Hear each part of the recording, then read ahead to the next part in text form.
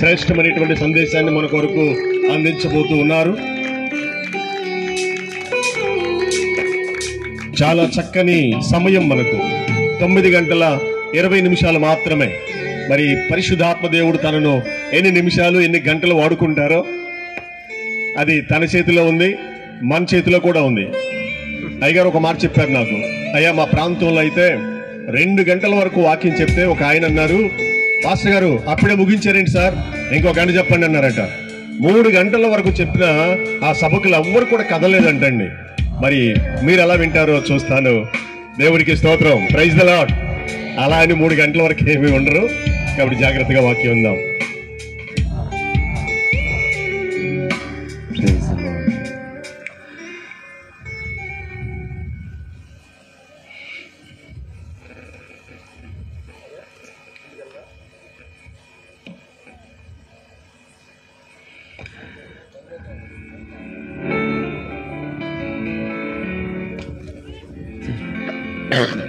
Thank you sir. చాలు లేదు దగ్గర, మళ్ళీ అది మైక్ తీసుకుంటా సరిపోద్ది దగ్గర. Thank you.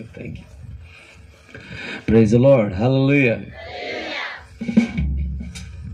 సగం మంది మెలకుగా ఉన్నారు, సగం మంది నిద్రలో ఉన్నట్టున్నారు. మెలకుగా ఉండే వాళ్ళందరూ చెప్పండి, 2 చేతులు పైకెత్తారు. ఇది ఆరోగ్యకరమైన హల్లెలూయా. ఏది 2 చేతులు ఎత్తి చెప్పేది ఆరోగ్యకరమైన హల్లెలూయా. దించుకొని చెప్పేది అనారోగ్యమైన హల్లెలూయా. అంటే ఆరోగ్యం అనారోగ్యం హల్లెలూయా కాదు, మనకి ఆరోగ్యంగా ఉన్న వాళ్ళు 2 చేతులు పైకెత్తి మనసారా దేవునికి స్తోత్రం చెబుతారు. లేకపోతే అరిచిపోయిన ఉన్నోళ్ళేమో అట్లా చేతులు దించేసి. సరే, 2 చేతుల పైకెత్తి దేవుని పరిశుద్ధ నామానికి మహిమ తెలియచేద్దాం. Praise the lord.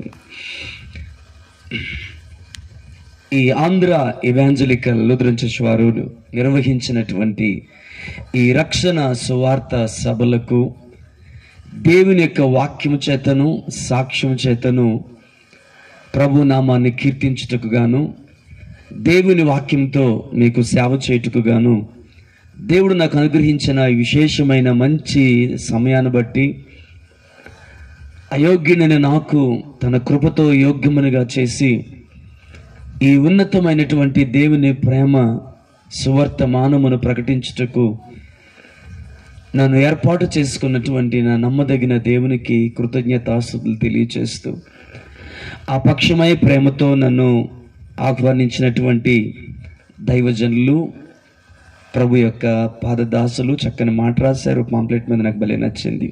Praise the lord.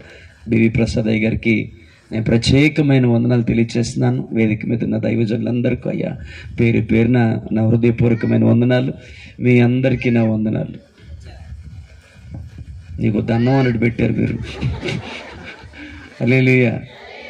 ఆయన మైక్ ఇచ్చే ముందు 3 గంటలు అన్నారు, నాయన నీకు దండం, ఒకసారి మమ్మల్ని జ్ఞాపకం చేసుకో అన్నట్టు పెట్టారు. హల్లెలూయా. లోకంలో ఒక నానుడు, నమస్కారం నాకు ప్రతి నమస్కారం సంస్కారం. మా వాళ్ళతో నేను అంటూ ఉంటాను, లోకానికే ఆ సంస్కారం ఉంటే సంస్కార ఆరాధనలో పాలు పంచుకుని మనకెంత సంస్కారం ఉండాలి అంట. ఎవరికి లేనట్టు ఉందేడా. Praise the lord. హల్లెలూయా. ఇది పక్కోళ్ళకి చెప్పండి, వందనాలు చెప్పండి. వెళ్ళి చెప్పారు, నీకు దండమే బాబు. Praise the lord. హల్లెలూయా. మా కర్మ అన్నట్టు చెప్పారు, మర్యాదగా మంచిగా చెప్పండి అమ్మా. ఎవరికి చెప్పారు? కొంతమంది చేతులు ఇటు ఉన్నాయి వందనాలు అంటున్నారు, కొంతమంది చేతులు ఇటు ఉన్నాయి మొహం పెట్టి వందనాలు అంటున్నారు. రైట్, పోన్లేండి. నేను వచ్చిన కానీ చూస్తున్నాను, మీరు ఎప్పుడు నవ్వుతారా, మీ నవ్వు చూద్దామని. చాలా సీరియస్గా ఏదో జ్ఞాపకార్థ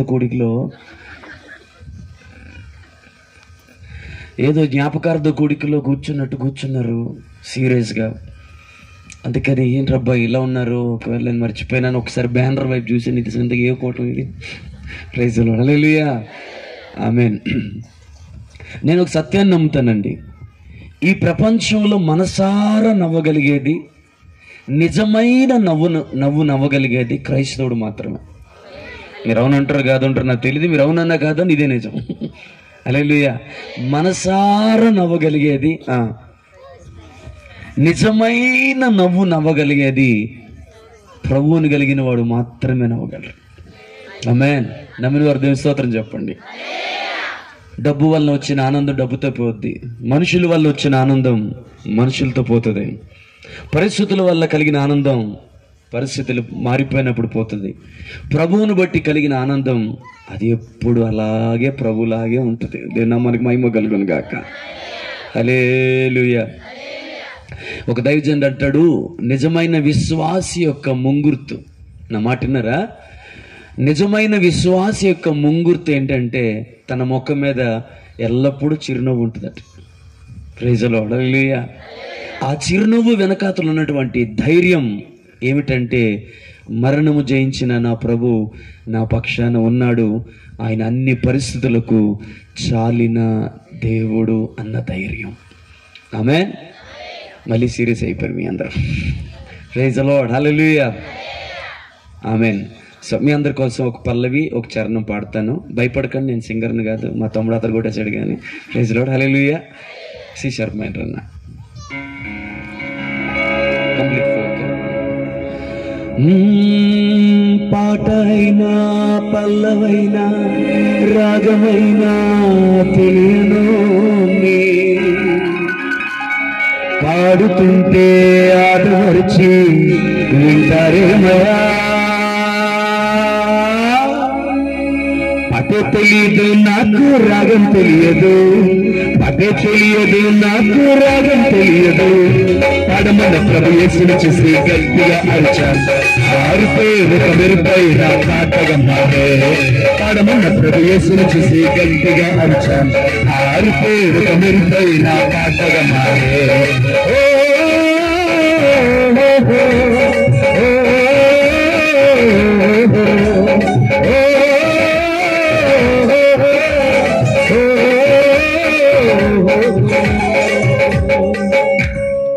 హల్లెలూయా. మీరు ఎందుకు అంత కోపంగా ఉన్నారు నాకు అర్థం కావట్లే. హల్లెలూయా. మిమ్మల్ని ఏమైనా అన్నానా, తిట్టానా, అనరాని మాటలు ఏమైనా అన్నానా? ఎందుకంత కోపంగా ఉన్నారు? ఆమె ఈ అనుపల్లవి మీ అందరూ పాడాలి. పాడతారా? అనుపల్లవి అంటే ఓ అంటున్నాం కదా, క్వైర్ అందరూ పాడతారా? ఓ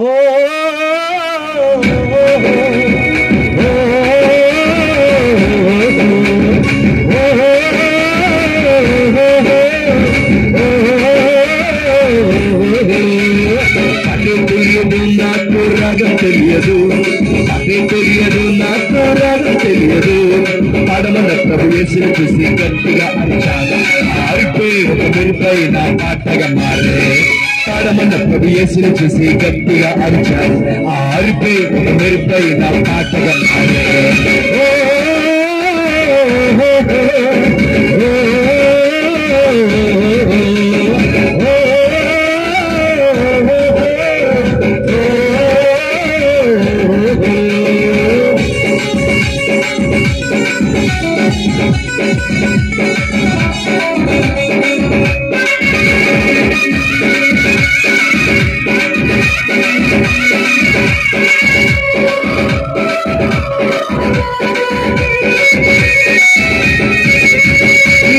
చెప్పబోతే అది పాటాయను, యేసు నీ ప్రేమే రాగమా.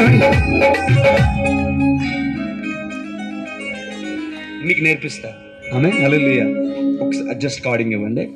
నీ మాట చెప్పబోతే అది చెప్పబోతే అని ఎందుకు పాడాలంటే ఆ పాట అలాగే ఉంటుంది. అది జానపదం టైప్, దానికి అదే అందం. ఓకేనా? నీ మాట చెప్పబోతే అది పాటాయను, యేసు నీ ప్రేమే రాగమాయను. నీ మాట చెప్పబోతే, గమనించండి, ఫస్ట్ టైం నీ మాట చెప్పబోతే అది ఫస్ట్ టైం. సెకండ్ టైం నీ మాట చెప్పబోతే అది పాటాయను, యేసు నీ ప్రేమే రాగమాయను. పాటాయను అది ఏ రాగమాయను, పాటాయను అది ఏ రాగమాయను. హల్లెలూయా. ఓకే, 1 2 3. నీ మాట చెప్పబోతే అది పాటాయను, యేసు నీ ప్రేమే రాగమాయను, నీ మాట చెప్పబోతే అది పాటాయను. యేసు నీ ప్రేమే రాగమాయను, రాగమాయను అది ఏ పాటాయను, రాగమాయను అది ఏ పాటాయను. పాడమన్న ప్రభు యేసుని చూసి గట్టిగా అంచా ఆరిపోయి ఒక మెరుపై నా పాటగా మారే. పాడమన్న ప్రభు యేసుని చూసి గట్టిగా అంచా ఆరిపోయి ఒక మెరుపై నా అనర్థమా. ఓ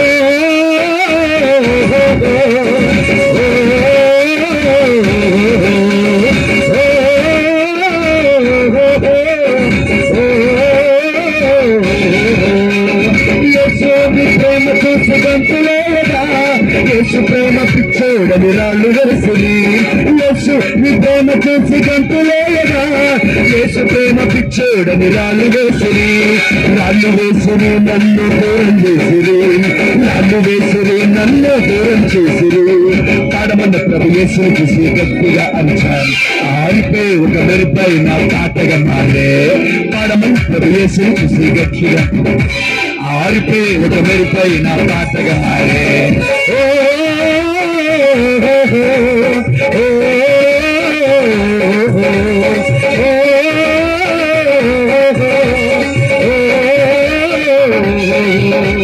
పాటే తెలియదు నాకు రాగం తెలియదు, పాటే తెలియదు నాకు రాగం తెలియదు. పాడమన్న ప్రభు యేసుని చూసి గట్టిగా అరిచాను ఆరిపోయి ఒక మెరుపై నా పాటగా మారే. పాడమన్న ప్రభు యేసుని చూసి గట్టిగా అరిచా ఆరిపోయి ఒక మెరుపై నా పాటగా మారే.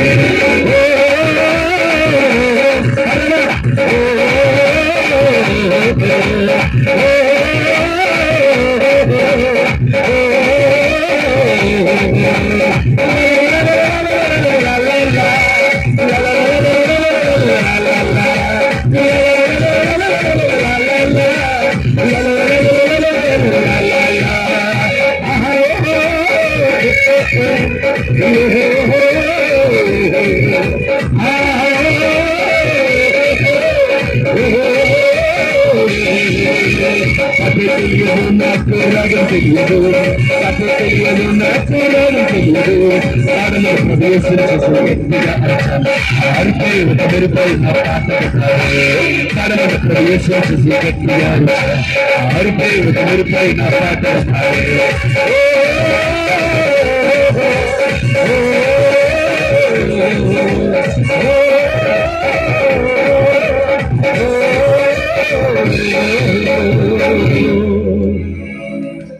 ఒళ్ళంతా దెబ్బలే నా ప్రభుని చూడగా, యేసుని ప్రేమ చూసి ఏడుపొచ్చెనే.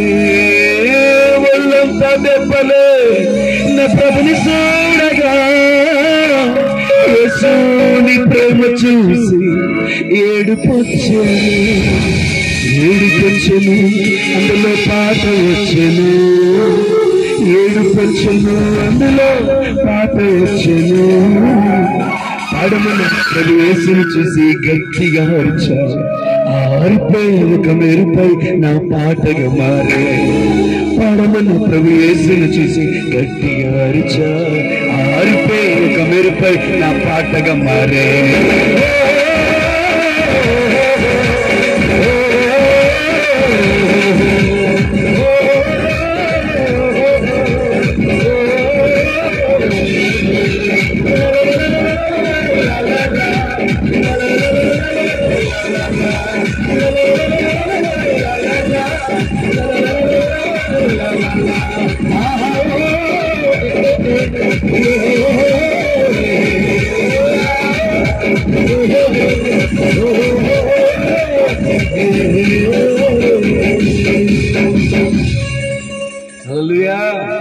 సంతోషంగా నేనేం టాలెంట్ చూపించుకోవడానికి పాడలేదండి. ప్రైజ్ ది లార్డ్, హల్లెలూయా. నా ప్రభు కోసం మనసారా పాడాలి. దేన్న మన మహిమ కలుగును గాక. ఒళ్ళెంత దెబ్బలే నా ప్రభుని చూడగా, యేసు నీ ప్రేమ చూసి ఏడుపొచ్చాను అందులో పాట వచ్చాను. ఆమె చాలా మంది దైవజనులు వారి పాటలు రాసినప్పుడు వారి అనుభవం ఇదే. అయ్యా, నేను కన్నీటిలో ఉన్నప్పుడు, నేను కరోనాలో ఉన్నప్పుడు, నేను దుఃఖంలో ఉన్నప్పుడు, నేను శ్రమలో ఉన్నప్పుడు, నేను ఒంటరితనంలో ఉన్నప్పుడు, హల్లెలూయా, నా పరిస్థితులు బాగోలేనప్పుడు, వ్యాధి చేత మంచం మీద పడిపోయి ఉన్నప్పుడు నా ప్రభు నన్ను దర్శించగా రాసిన పాట. దేవుని మన మహిమ కలుగును గాక. ఒకలా చెప్పాలంటే వారు ఎంతో ఖరీదు చెల్లించి రాసిన పాట మనం చాలా సునాయాసంగా పాడేస్తాం. Thank you brother, thank you. Vinay brother చాలా చక్కగా వాయించారు. ఫ్యాన్ అయిపోయాను మీకు. Thank you brother, thank you. స్పాట్స్ వాయించిన బ్రదర్ కూడా నేను ప్రత్యేకమైన వందనాలు తెలియజేస్తున్నాను. Blessing gospel singing. Thank you. Praise the lord. Hallelujah. చేతులెత్తి ఆరోగ్యకరమైన హల్లెలూయా మర్యాదగా చెప్తే బాగుంటుంది, లేదంటే మీకు నాకు గొడవ అయిపోద్ది. నేను పుట్టిన కూడా ఇదే గడ్డ మీద గుర్తుపెట్టుకోండి. Praise the lord. Hallelujah. Kugler హాస్పిటల్లో పుట్టాను నేను, గుంటూరులో. ప్రైజ్ మా ఊడు అన్నాడు, చూసారు చూడండి వీళ్ళు. Praise the lord. Hallelujah. Right. ఈ రాత్రి నేను సాక్ష్యం, వాక్యం రెండింటిని కూడా చెప్పబోతున్నాను. శ్రద్ధగా వినాలని ప్రభు పేరిట మనవి చేస్తున్నాను. నా పేరు శామ్యూల్ జాన్గా నా పేరు మార్చబడక ముందు నా పేరు షేక్ సికిందర్. మా నాన్నగారి పేరు ఖాదర్ వలి, అమ్మ పేరు ఫాతిమా, అక్కుంది, అక్క పేరు జరీనా, చెల్లుంది, చెల్లి పేరు హసీనా.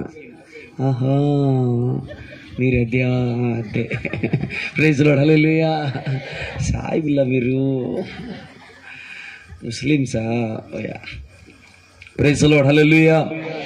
నల్లమందు, గంజాయి, విస్కీ, బ్రాందీ, రత్నకిరీడి, జరదాకిలు అన్నిటికీ బానిస అయిపోయి ప్రేమించి పెళ్లి చేసుకుని, నేను కొద్దిగా వేగంగా చెప్తాను ఏమనుకోక, ప్రేమించి పెళ్లి చేసుకుని అమ్మని అనుమానిస్తూ అవమానిస్తూ రాసి రంపాన పెడుతూ జీవితం అంతటి ఒక భయంకరమైన గూండాలాగా వలి దాదా అని పిలిచేవాడు. అలాంటి భయంకర వ్యక్తి జీవితంగా మారిపోయి అనేకమైన వ్యసనాలకి బానిస అయిపోయి నీచ నికృష్టమైన బ్రతుకుతున్న ఒక పక్క అయితే, రెండవ పక్క యేసు ప్రభు అంటే పరమ అసహ్యం. ఈ లోకములో ఆయన అంటే మా డాడీ అసహించుకున్న ఐటమ్ లేకపోతే అసహించుకున్న పేరు ఏదైనా ఉందంటే యేసు ప్రభు. మా నాన్న అనేవారు గొడ్డలు ఓడదీసి తంతే ఆ కొయ్య మీద మాను మీద దిక్కుమాలను సావు సచ్చిన పనికిమాలిన కుక్క వాడు దేవుడేంటి? ఆ శిలువ మీద క్రైస్తవులు ఆ దాహం అని అల్లాడుతుంటూ అడుక్కునే వాళ్ళగా అడుక్కున్నాడు. వాడు దేవుడేంటి? ఈ క్రైస్తవుల్ని తన్నాలి అని బండ బూతులు తిట్టేవాడు. ఇలాంటి మీటింగ్స్ అయితే బ్యాచ్ని తీసుకొచ్చి వెనకాత నిలబడి రాళ్ళు వేసేవాడు మా నాన్న.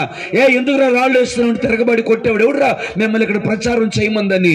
చాలా భయంకరమైన పరిస్థితుల్లోనికి వాళ్ళు భయంకర మాట్లాడేవారు. ఒకవేళ ఎవరైనా లేడీస్, కొన్ని మాటలకు ఇబ్బందిగా ఉంటాయి క్షమించండి, ఎవరైనా లేడీస్ నిలబడి సాక్ష్యం చెప్తే ఆపేని దొంగ మాటలు, ఆపేని మాయ మాటలు, ఆపే భయంకర మాటలు, ఎంత ఇచ్చాడే, ఎంత కమ్ముడిపోయావే, ఆ పాస్టర్కి నీకేం లింక్ ఉందే, అందుకే దొంగ మాటలు చెప్తున్నావు, ఆపండే. వాడు కాపాడుకోలేకపోయాడు, దీన్ని కాపాడాడంట, దీని వ్యాధి పోయిందంట, బాధపోయిందంట, ఉసే అడుక్కు తిన దాని పనికి మళ్ళదాన్ని నేను మాట్లాడాను. బండ బూతులు తిట్టేవాడు. యేసు ప్రభు అన్న పేరు చెప్తే పరమసహ్యం. ఒక పక్క నల్లమందు, గంజాయి, విస్కీ, బ్రాందీ, రత్నాలు, జద్దలు, సారా ప్యాకెట్లకు అన్నిటికీ అలవాటు అయిపోయి ప్రేమించి పెళ్లి చేసుకుని అమ్మని భయంకరంగా హింసిస్తూ కన్న కొడుకు నన్ను 3 సార్లు భయంకరంగా చంపే ప్రయత్నం చేసిన జీవితం ఒక పక్క అయితే, వివరంగా తర్వాత చెప్తాను, జస్ట్ ఇంట్రొడక్షన్. రెండో పక్క యేసు ప్రభు అంటే పరమాశయించుకున్నటువంటి ఖాదర్ వలి ఈరోజు వైజాగ్లో, గాజువాకలో అద్భుతముగా దేవుని చేతుల బలముగా వాడబడుతున్న దైవజనుడు.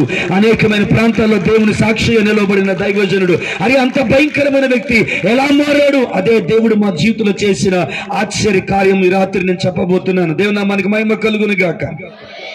మీరు కొద్దిగా హుషారుగా ఉంటే చాలు. ఆమె నాకు 2 సహాయాలు కావాలి. ఒకటి, మీ మోహాన్ని పాడేయండి, అంటే నా వైపు చూస్తూ ఉండండి. మీరు చూడడానికి భయపడే అంత భయంకరంగా నేనేం లేను కదండి. హల్లెలూయా. ప్రతిదానికి అటు చూసి ఈడు చూసి ఎందుకు అదంతా కూడా ఏకాగ్రతగా చూడలేమో. కాసేపు సినిమా మాత్రం చూస్తా, సీరియల్ మాత్రం చూస్తా, కళ్ళు వదిలేసి. ఆ టైంలో కరెంటు పోతే నేను అనుకుంటాను ఈ ప్రపంచంలో ఆడోళ్ళు ఎక్కువ తిట్టుకునేది కరెంటు తీసేవాడిని. హల్లెలూయా. ఆ సీరియల్ చూసేటప్పుడు వాడు పొరపాటున ఏదో జరిగిందని కరెంటు తీసాడా, అమ్మో ఇక మనం వెళ్ళాం కదా. హల్లెలూయా. ఆ లోపల ఏడితే నువ్వు ఏడుస్తావు. కొంతమంది చూస్తానండి సీరియల్ ముందు కూర్చొని వాకింగ్ చెప్పేటప్పుడు ఏడవది అక్క, దైవజనుడు ఏడుతున్నాడు. ఎందుకు అట్లా ఏడుస్తాడు? మామూలుగా చెప్పలేడా ఏంది? ఎందుకు ఏడిచేది? అరే రే అనుకుంటారు. Praise the lord. హల్లెలూయా. అది టీవీ ఏముందా? కదా. అప్పుడు కళ్ళు పళ్ళు వదిలేసి ఆ టైంలో కనుక పిల్లగాడు వచ్చి బుడ్డోడు వచ్చి నాకు కొద్దిగా అన్నం పెట్టండి పెళ్ళి మనేస్తావు ఒకటే, ఇప్పుడే గుర్తొచ్చిందని. అదే ప్రార్థన మధ్యలో అన్నాడు అనుకో, ఆకలి అన్నాడు అనుకో, అయ్యో పిల్లడికి ఆకలి అవుతుందంట, నేను వెళ్తా రేపు వస్తాలా వీలైతే, నువ్వేదో మాకు సాయం చేసినట్టు. హల్లెలూయా. అట్లాంటి వ్యాపారాలు మానుకోండి. Praise the lord. హల్లెలూయా. ఇవన్నీ పిల్లకాయ చేష్టలు. దేవుని మన మహిమ కలుగును గాక. గట్టి చేద్దాం. హల్లెలూయా. ఆమేన్. హల్లెలూయా. సో మీరు నా వైపు చూస్తూ ఉండాలి. ఇది ఒక్కటే నాకు సహాయం. రెండో సహాయం ఏంటంటే, నేను హల్లెలూయా చెప్పినప్పుడు మనసారి హల్లెలూయా చెప్పండి. మీ హల్లెలూయా తగ్గిందనుకోండి, నాకు అదే ఆనవాలు, బాబు ఇక చాలే ఆపే నువ్వు అన్నట్టు. హల్లెలూయా. ఏంది అప్పుడే ఆపేశారు మీరు? స్టార్ట్ చేయలేదుగా. రెండు చేతుల పైకైతే మనసారి హల్లెలూయా. కుర్చీలో ఉన్న వాళ్ళు చెప్తారు ఇప్పుడు హల్లెలూయా. అదేంది నేను చెప్పమంది హల్లెలూయా ఎల్లవే అంటున్నారు ఇది మీరు. కమన్ హల్లెలూయా. ఇప్పుడు కింద వాళ్ళు చెప్తారు హల్లెలూయా. మొత్తం కలిపి చెప్తారు హల్లెలూయా. తెలుగులో చెప్పండి, ఇంగ్లీష్లో చెప్పండి, తమిళ్లో చెప్పండి. అరే మీకు ఎన్ని భాషలు వచ్చు? కన్నడంలో చెప్పండి. కొంతమంది ఆపేశారు ఏందో. ఒరియాలో చెప్పండి, కూయి భాషలో చెప్పండి. అదేడ ఉంది, మా కొండల మీద ఉంటుంది వైజాగ్లో. Praise the Lord. ఆమేన్. ప్రపంచంలో ఏ భాషలోనైనా నువ్వు మాట్లాడగలిగే ఒకే ఒక్క మాట హల్లెలూయా. అస్తమానం చెప్పేదే హల్లెలూయా. ఒకసారి రోడ్ల మీద పోతా ఉంటే రేయ్ హల్లెలూయా పోతున్నారా అంటారు. నాకు ఎంత ముచ్చటగా ఉంటుందో. దీవించు దేవా ఆ మాట వారి నోట్లో స్థిరపరచు. అంతేగాని నీ నోరు బడా, నీ కాళ్ళు బడా, ఎంత మాట అన్నావురా, ఏమన్నాడు? హల్లెలూయాగా అన్నాడు కదా మనం. ఆమేన్. హల్లెలూయా బ్యాచ్ మనందరం. దేవుని మన మహిమ కలుగును గాక. గట్టిగా చేద్దాం హల్లెలూయా. రైట్. ఈ రాత్రి కొన్ని మాటలు ఇటు సువార్తపరముగాను, అటు ఉపదేశమును, ఇటు సాక్ష్యమును మూడిటిని క్రోడీకరించుకొని మూడిటిని కలుపుకొని ప్రభు నా హృదయంలో ఉంచినటువంటి వర్తమానాన్ని మీతో పంచుకోవాలని ఆశపడుతున్నాను. దీని కొరకు ఒక్క మాట చదువుదాం.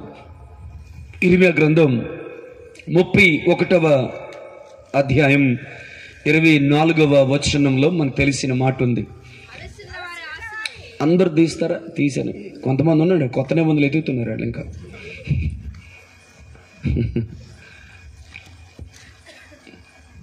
బైబిల్ తిరగేసి అలవాటు ఉంటాయిగా. ఏ ఛానల్లో ఏ ప్రోగ్రామ్ వచ్చిందో తెలిసి కానీ అరే పక్కన అడుగుతున్నారు పేజీ నెంబర్ ఎంతో చెప్పే పరువు తీస్తున్నాడు ఆయన అక్కడ. Praise the lord. Hallelujah. Right. ఇర్మియా గ్రంథం 31వ అధ్యాయం 24వ వచనం. అలసియున్న వారి ఆశను తృప్తిపరచుదును. హల్లెలూయా. కృషించిన వారందరినీ నింపుదును. దేవుని నామానికి మహిమ కలుగును గాక. గట్టిగా చేద్దాం హల్లెలూయా. సైన్యములకు అధిపతికి యెహోవా సెలవిస్తున్నది ఏమనగా, అలసిన వారి ఆశను తృప్తిపరచెదను.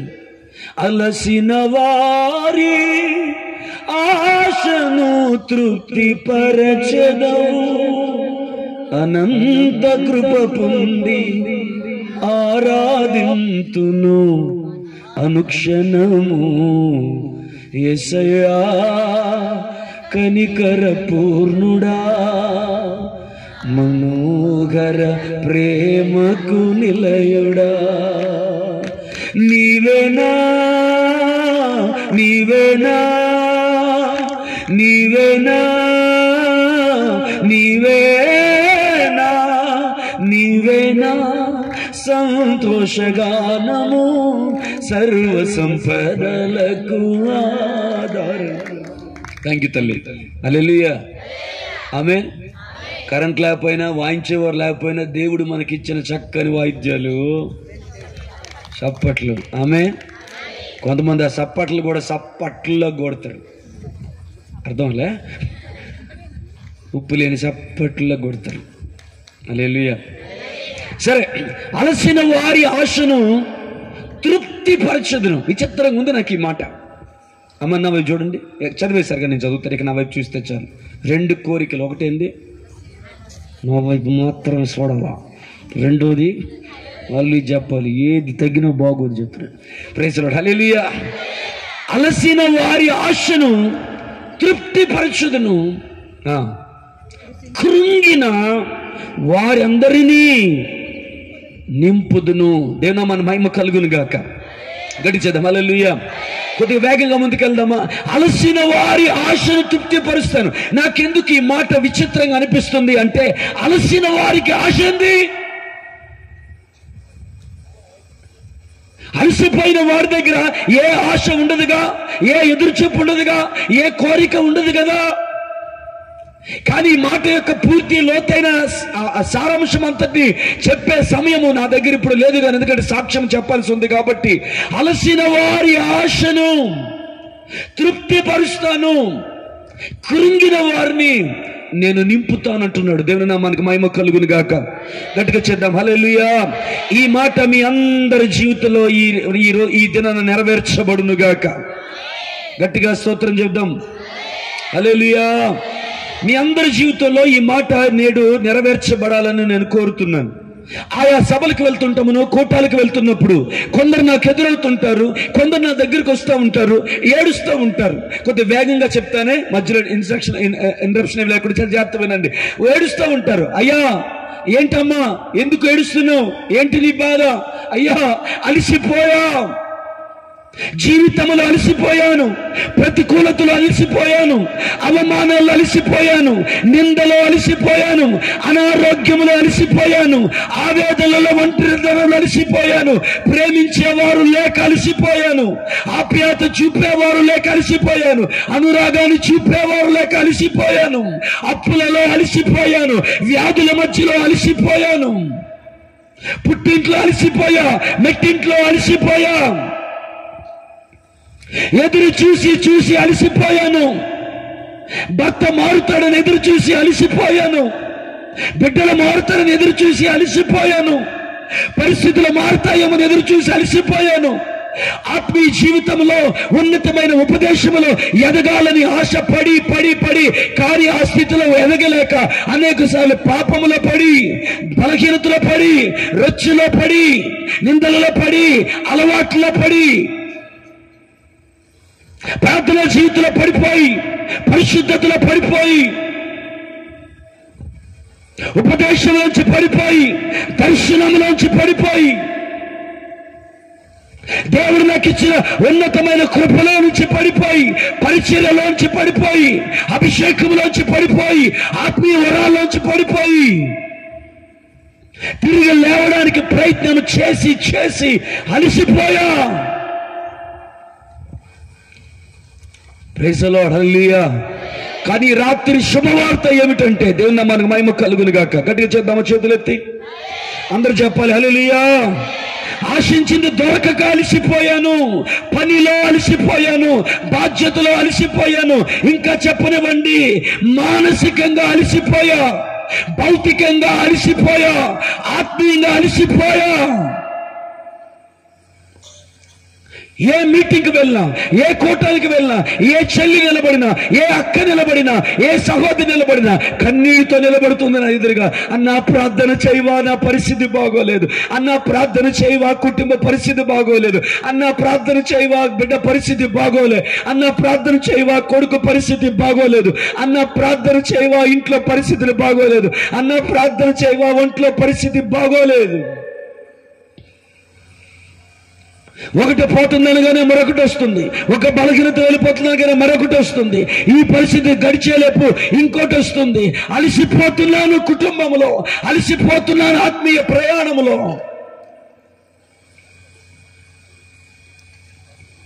నిందలలో అలసిపోయా, ఆవేదనలో అలసిపోయా, కన్నీటిలో అలసిపోయా, ఒంటరితనంలో అలసిపోయా. ప్రేమను ప్రేమగా చూపే ఒక్క ప్రేమైనా దొరుకుద్దేమో, ఆ ప్రేమలో ఆనందిద్దామని అలసిపోయా.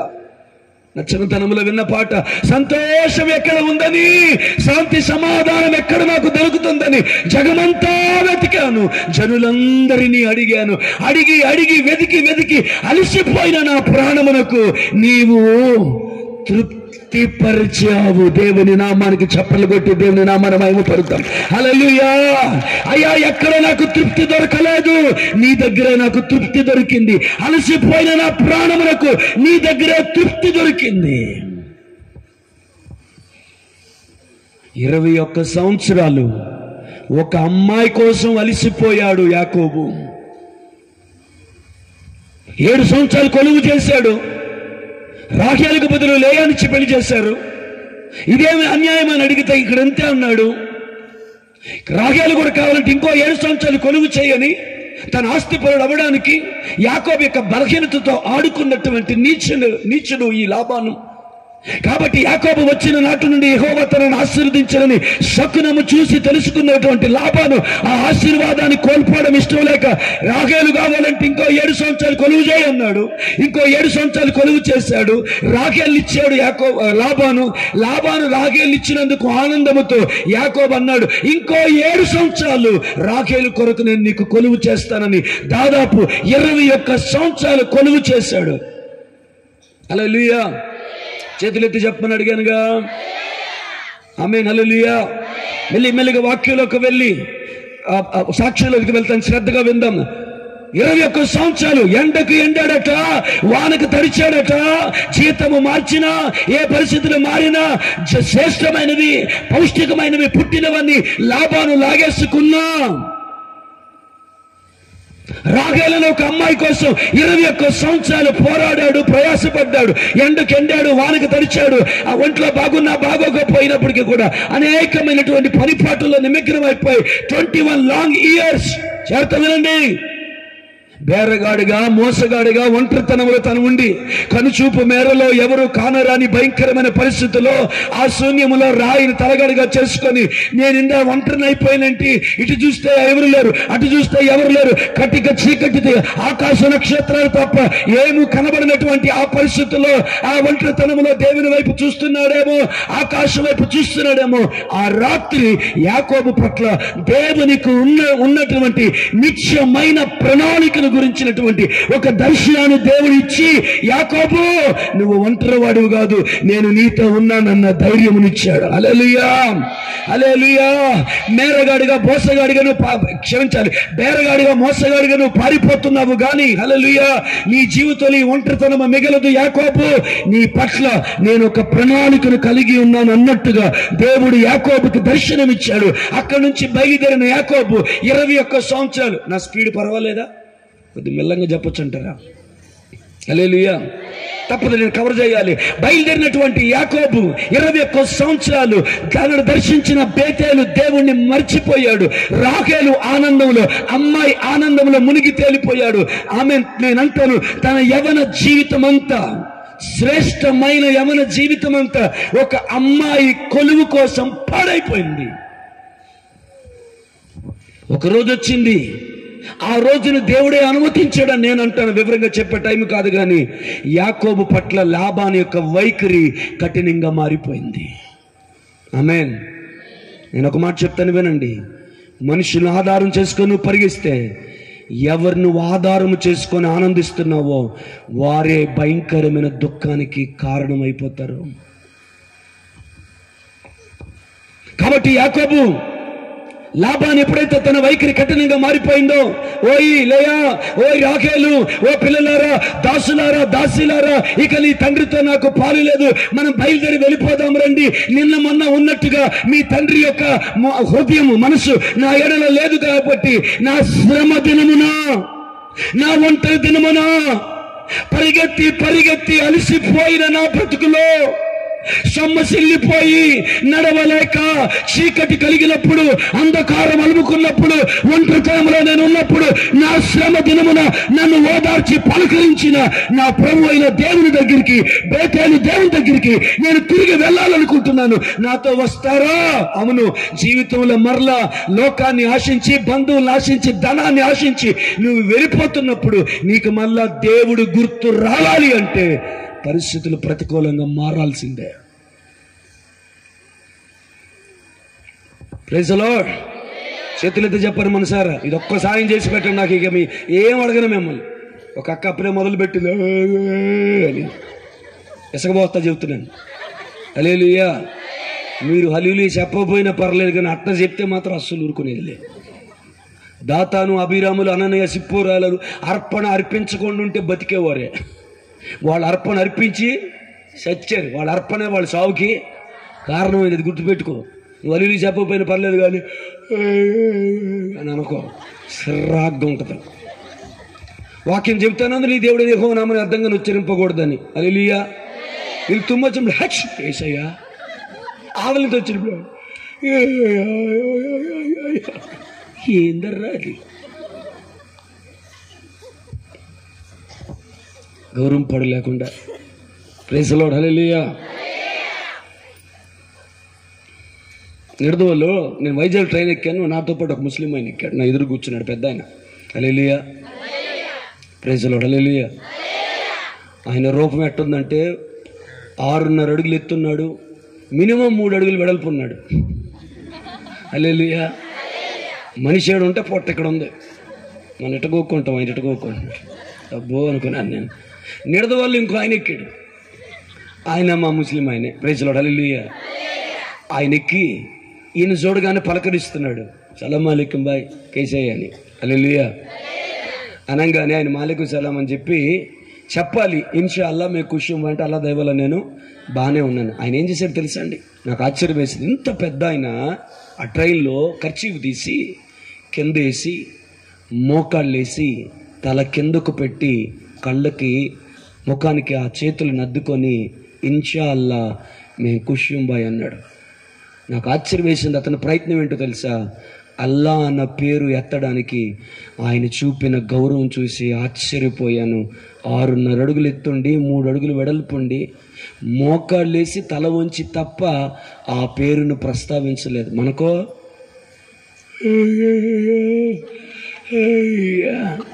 ఎవరో పొరపాటును తీసి ఈ క్లాస్కి కారణమైనారు వాళ్ళు.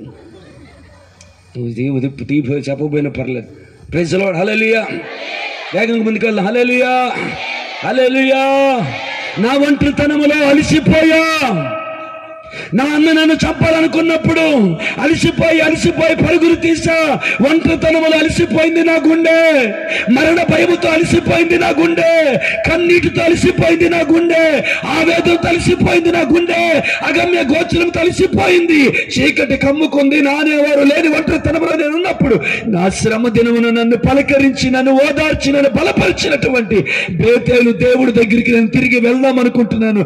లేయా రండి, రాగేలు నాతో రండి. ఇప్పుడు చూడండి, దాసులను, దాసీలను, దాసుల పిల్లలను, దాసీల పిల్లలను, హల్లెలూయా, గొర్రెలను, మేకలను, ఒంటెలను, రాగేలను, లేయాని అందరిని తీసుకొని ఒక ఊరు ప్రయాణం అయిపోయినట్టు పోతున్నాడు. మనందరూ తెలిసిన విషయం కాబట్టి నేను లేఖనం చూపించలేదు. హల్లెలూయా. గట్టిగా 2 చేతులు పైకెత్తి. ఈరోజు మీకు ఎక్సైజ్ ఏమనుకోమాకండి. హల్లెలూయా. యెబ్బేకు రేవు దగ్గరకు వచ్చిన తర్వాత వాటిని 2 భాగాలు చేశాడు. ఏశావుకు భయపడి. ఇప్పుడు అంతా చెప్పలేను. దేవుని నామానికి మహిమ కలుగును గాక. గట్టిగా గట్టిగా గట్టిగా ఎవరిని బిడ్డలారా శ్రద్ధగా వినండి. యెబ్బేకు రేవు దాటించిన తర్వాత తను మళ్ళా ఒంటరిగా మిగిలిపోయాడు. దేవుని నామానికి మహిమ కలుగును గాక. ఆ రోజు ఒంటరిగా మిగిలిపోవలసి వచ్చింది. ఈ రోజు మాత్రం తన్ను ఒంటరిగా చేసుకున్నాడు. ఎందుకు చేసుకున్నాడంటే నాకు అనిపించింది, నా ఒంటరి పట్టుకులో నన్ను దర్శించాడు దేవుడు. మామగారిని, లేయాని, రాకుల్ని, దాసల్ని వీళ్ళందరినీ చూసుకొని మురిసిపోయాను. మరలా నా దేవుడు నన్ను దర్శించాలంటే మరలా ఒంటరిగా ఆయన సన్నిధిలో నేను నిలవాల్సిన సమయం వచ్చిందనుకుంటాను. కానీ రేవు దాటించి ఇద్దరు 2 గుంపులుగా చేసి నేను స్పీడ్ అయిపోయినామనుకోరు కదా. అర్థమవుతుంది కదండి. హల్లెలూయా. నా వైపు చూస్తూ ఉండండి. యువతల రేవు యువతలు మిగిలిపోయి ఆ రాత్రి తెల్లవారు వరకు పెనుగులాడి ఒక నలుగురితో పెరుగులాడుతూ అడుగుతున్నాడు. ఏమనో తెలుసా? హల్లెలూయా. ఆమేన్. హల్లెలూయా.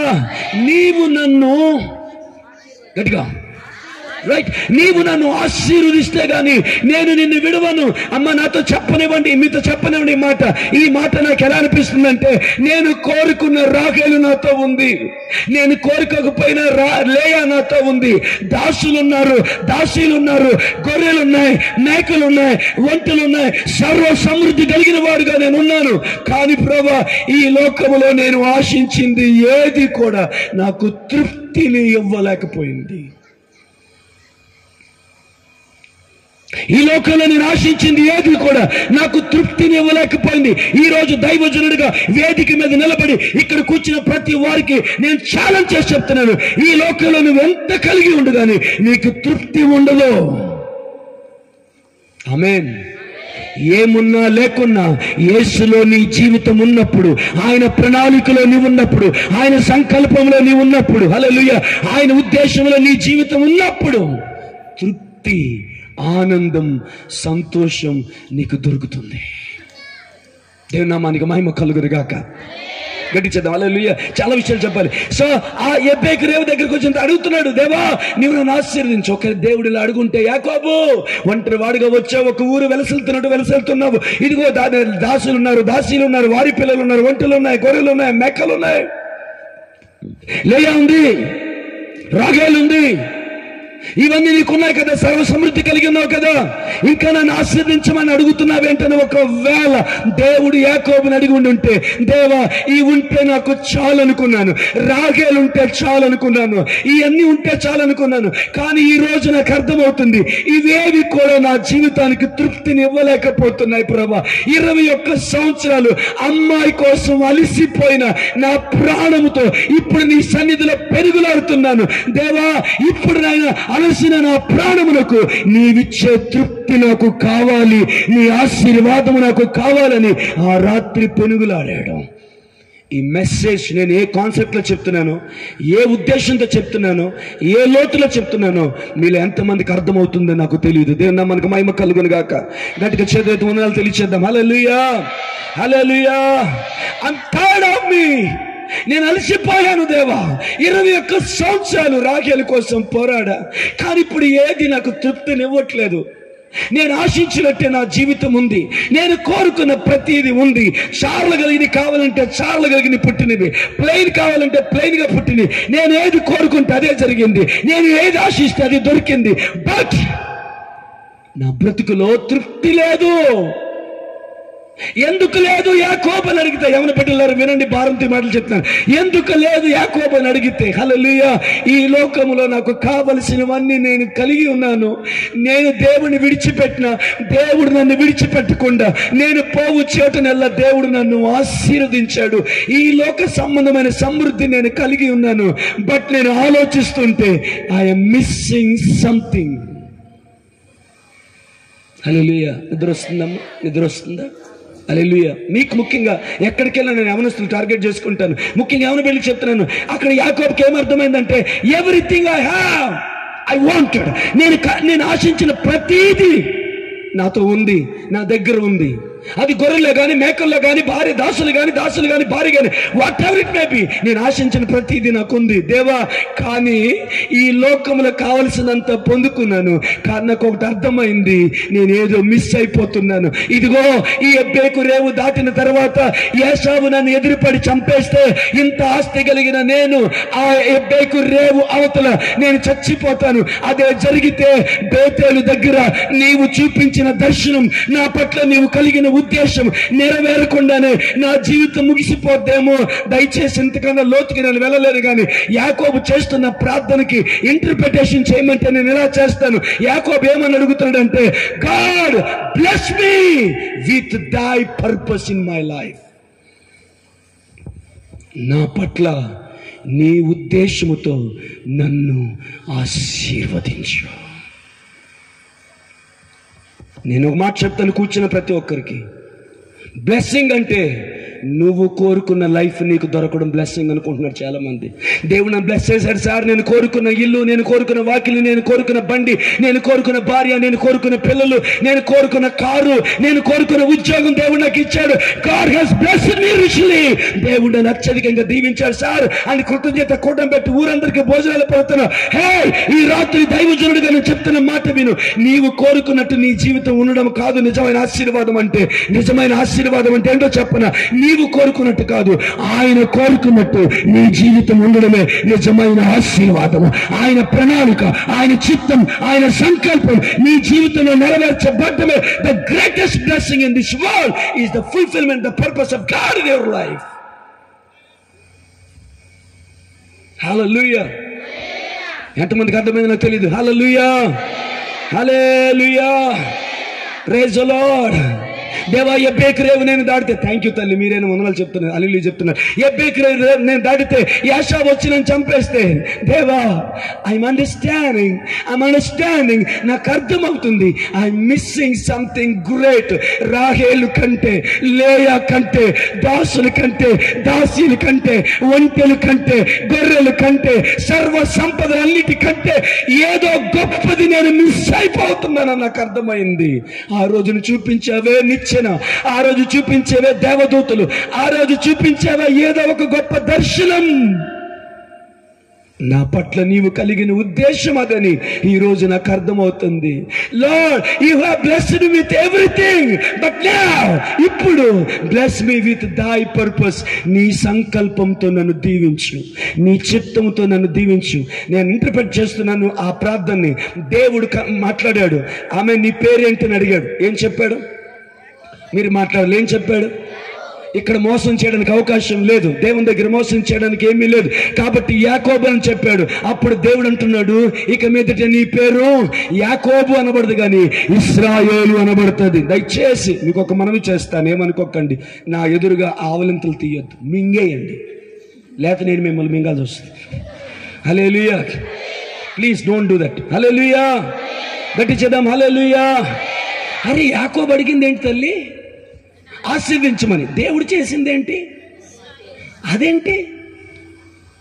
యాకోబు అడిగింది ఆశీర్వించమని, దేవుడు చేసింది పేరు మార్చాలంటే రాత్రంతా తొడగుడు వసిలిపోయేలా పెరుగులాడాలా? ప్రసాదయ్య గారిని పిలిచి చిన్న కోటం పెట్టుకుంటూ మార్చేస్తారుగా. ఏమయ్యారు? హల్లెలూయా. మీ అందుబాటులో ఉన్న పాస్టర్ని పిలిచిన ఆయన ప్రార్థన చేసి నూనె రాసి నాకు చిన్న పేరు పెట్టు అని అడిగితే పెట్టరా? దానికోసం రాత్రంతా పెనుగులాడాలి. ఏంది నాయన, తొడగుడు ఉసిరిపోయిందాక రాత్రంతా ఆశీర్వదించమని నేను మొర్రపెడితే, నేను పెనుగులాడితే పేరు మార్చేవేంది? నీకు అర్థమవుతుందో లేదో? అది పేరు మార్పు కాదు. యాకోబుగా ఉన్న జీవితాన్ని ఇశ్రాయేలుగా మార్చడం అంటే లోకములో ఉన్న జీవితాన్ని దేవుని నిత్య ప్రణాళికలోనికి తీసుకొని రావడం, దేవుని చిత్తములోనికి తీసుకొని రావడం, దేవుని ఉద్దేశంలో తీసుకొని రావడం. ఇంకొంత డీటెయిల్ గా చెప్పనా? హల్లెలూయా. యాకోబు ఇశ్రాయేలు అయ్యాడు. ఇశ్రాయేల్ నుంచి 12 గోత్రాలు వచ్చాయి. 12 గోత్రాల నుంచి యూదా గోత్రం వచ్చింది. యూదా గోత్రం నుంచి యేసుక్రీస్తు వచ్చాడు. యేసుక్రీస్తు ఈ లోకానికి రావాలంటే దేవుని నిత్య ప్రణాళిక ప్రకారం యోధా గోత్రం కావాలి. యోధా గోత్రం కావాలంటే మిగతా గోత్రాలతో కలిపి 12 గోత్రాలు కావాలి. 12 గోత్రాలు కావాలంటే ఇశ్రాయేలు కావాలి. ఇశ్రాయేలు కావాలంటే యాకోబు కావాలి. యాకోబు ఇశ్రాయేలు అంటే పేరు మారలేదు, దేవుని అనాది ప్రణాళికలో పాలి భాగస్థుడయ్యాడు. చెప్పలు పెడితే మాయపరుచుతారా? హల్లెలూయా. He became a partaker in the plan of God. దేవుని నామానికి మహిమ కలుగును గాక. గట్టిగా చేద్దాం. హల్లెలూయా, హల్లెలూయా. అలసిన యాకోబు జీవితం అనుకు ఆయన ఆశను తీర్చి తృప్తిపరిచాడు. దేవుని నామమునకు మహిమ కలుగును గాక. గట్టిగా చేద్దాం. హల్లెలూయా. ఆమేన్. ఈ రాత్రి దేవుడి ప్రాంతానికి కూర్చున్న ప్రజలకు ఆయన ఇస్తున్న శుభవర్తమానం ఏంటో తెలుసా? అలసిన నీ ప్రాణమునకు. ఆమేన్. హల్లెలూయా. అలసిన వారి ఆశను, ప్రైజ్ ది లార్డ్, హల్లెలూయా. అలసిన వారి ఆశను ఆయన తీర్చి తృప్తిపరుస్తాడు. కృంగిన నిన్ను ఆయన నింపుతానంటున్నాడు. దేవుని మనకి మహిమ కలుగును గాక. మీ హల్లెలూయా సరిపోలేదు నాకు. ఆమేన్. హల్లెలూయా. ఏం చేస్తాడు? అలసిన వారి, ఆమేన్, హల్లెలూయా. నేను అంటాను, నీవు అలిసిపోతే అలిసిపోయావు కానీ ఆశను మాత్రం చంపుకోమాక. అలసిన వారి ఆశను తృప్తిపరుస్తాడు. దేవుని మన మహిమ కలుగును గాక. గట్టిగా చేద్దాం. హల్లెలూయా. ఒక విషయం చెప్పి నేను అలాగా మెల్లిగా సాక్షులకు వెళ్తా. దేవుని మనకి మహిమ కలుగును గాక. అమ్మో, ఈ మనిషి ఎన్నిసార్లు హల్లెలూయా చెప్పమంటున్నాడు. ఏంది ఇది అసలు? అస్తమానం చెప్పేదే హల్లెలూయా. బెతెస్దా కోనేరు దగ్గరికి వెళ్ళాడు. ప్రభు నడుచుకుంటూ వెళ్ళాడు అక్కడికి. ప్రైజ్ ది లార్డ్, హల్లెలూయా. ఆడొకడు 38 సంవత్సరాల నుంచి పడిపోయి ఉన్నాడు. సరాసరి ప్రభు వాని దగ్గరికి వెళ్ళి, హల్లెలూయా, నీవు స్వస్థత పొందగోరుచు ఉన్నావా? ఆమేన్. నీకేమనిపిస్తుందో నాకు తెలియదు కానీ వినండి. నువ్వు స్వస్థత పొందగోరుతున్నావంటే వాడు ఏమనాలంటే 38 సంవత్సరాల ఇండస్ట్రీ ఇక్కడ, హల్లెలూయా, నేను అలసిపోయి ఉన్నాను, ఇక్కడ అలవాటైపోయింది నా జీవితం, అలవాటైపోయింది బ్రతుకు. ఎవడో ఒకడు ఏదో ఒకటి ఇస్తున్నాడు, ఏదో ఒకటి డబ్బులు పారేస్తున్నాడు, లేకపోతే మరి ఏదో తినడానికి రొట్టె ఏదో పారేస్తున్నాడు, అది తినేసానయ్యా. 1 రోజు కాదు, 2 సంవత్సరాలు కాదు, 3 సంవత్సరాలు కాదు, 38 సంవత్సరాల నుంచి పడిపోయి ఉన్నాను.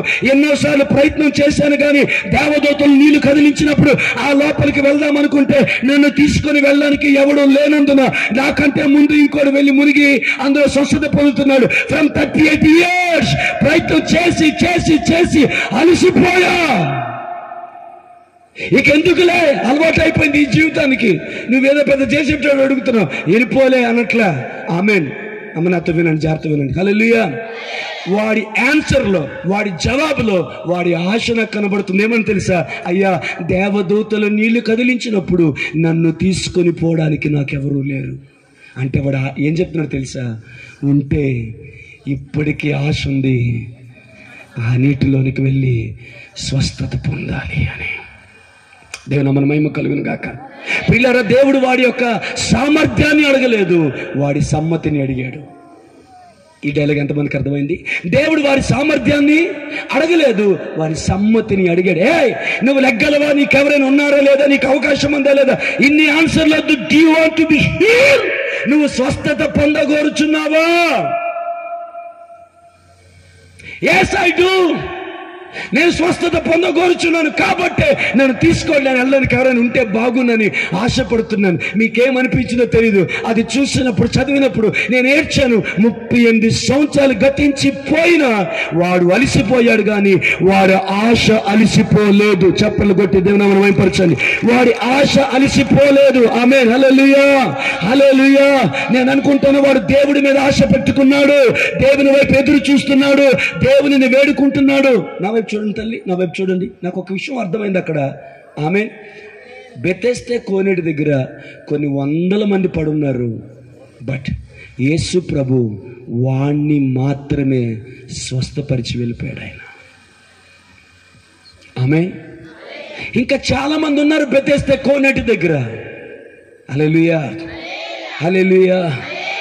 కానీ వారు ఎవరి దగ్గరికి ప్రభు వెళ్ళలేదు. ఆ కోనేటి దగ్గర ఉన్న వారు అందరూ స్వస్థపరిచినట్టు రికార్డ్ చేయబడలేదు. కానీ వాడు ఒక్కడి దగ్గరికి, ఎందుకంటే వాడు 38 సంవత్సరాల నుంచి పడిపోయింది. తల్లి నా వైపు చూడండి, ఈరోజు వర్తమానం మీకు అర్థమవుతుంది లేదు కానీ 38 సంవత్సరాల నుంచి వాడు పడి ఉన్నాడు, అలసిపోయాడు, ఆశపడి అలసిపోయాడు, ఎదురు చూసి అలసిపోయాడు.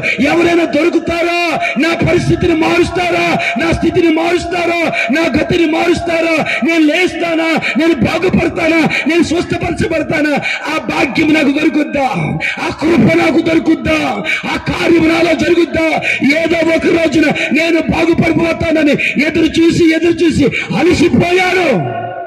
నేను అంటాను, వాడి శరీరం అయితే అలసిపోయింది కానీ వాడి ఆశ అలసిపోలేదు తల్లి. అందుకని నేను అంటాను, వాడి కోసమే యేసు ప్రభు బెతెస్దా కోనేటి దగ్గరికి వచ్చి అలసిన వాడి ప్రాణాన్ని, హల్లెలూయా, వాడి ఆశను ఆయన తృప్తిపరిచి తన సాక్షిగా నిలవబెట్టాడు. దేవుని నామానికి మహిమ కలుగును గాక. గట్టిగా కొడితే గట్టిగా చెప్పలు కొడతారు. హల్లెలూయా. ఇక్కడ కూర్చున్న వారు ఎవరైనా, హల్లెలూయా, అమ్మా అలసిపోయి కుటుంబంలో అలసిపోయా, వ్యాధిలో అలసిపోయా, బాధలో అలసిపోయా, ఆవేదనలో అలసిపోయా, అప్పులో అలసిపోయా, అనారోగ్యంలో అలసిపోయా, ప్రతికూలతలో. బట్ దిస్ టైం నేను చెప్తున్న శుభవార్త ఏంటో తెలుసా? నీ ప్రాణం అలసిందేమో, నీ శరీరం అలసిందేమో కానీ నీ ఆశ అలవనివ్వద్దు. ఎందుకంటే ఆయన తృప్తిపరుస్తానని నేను కాదు, ఇర్మియా ద్వారా ఆయన సెలవిచ్చిన మాట, అలసిన వారి ఆశను తృప్తిపరుస్తాను. ఆమేన్. గట్టి చూద్దామా? Right right right. ఏ పరిస్థితులు అలసిపోయావు? ఇక్కడ కూర్చున్న మనందరి జీవితంలో ఏ పరిస్థితులు అలసిపోయింది? అరే చాలా టైం అయిపోయింది. ఏ పరిస్థితులు అలసిపోయాం? ఏది ఎదురు చూస్తూ అలసిపోయావు? కుటుంబంలో, ఇంట్లో, ఒంట్లో, పరిస్థితుల్లో అలసిపోయిన పరిస్థితుల్లో ఈ సభకు వచ్చి కూర్చున్నావాక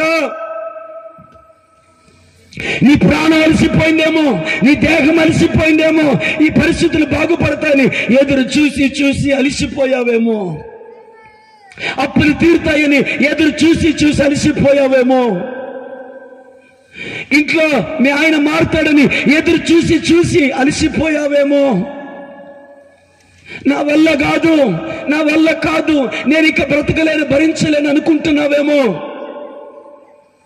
గట్టిగా స్తోత్రం చెప్తావా? కేరేతు వాగు దగ్గర ఉన్నాడు, కాకోలముల భోజనం తీసుకొచ్చి పెట్టిని, సారీ నేను రెఫరెన్స్ లేకుండా చెప్తున్నాను.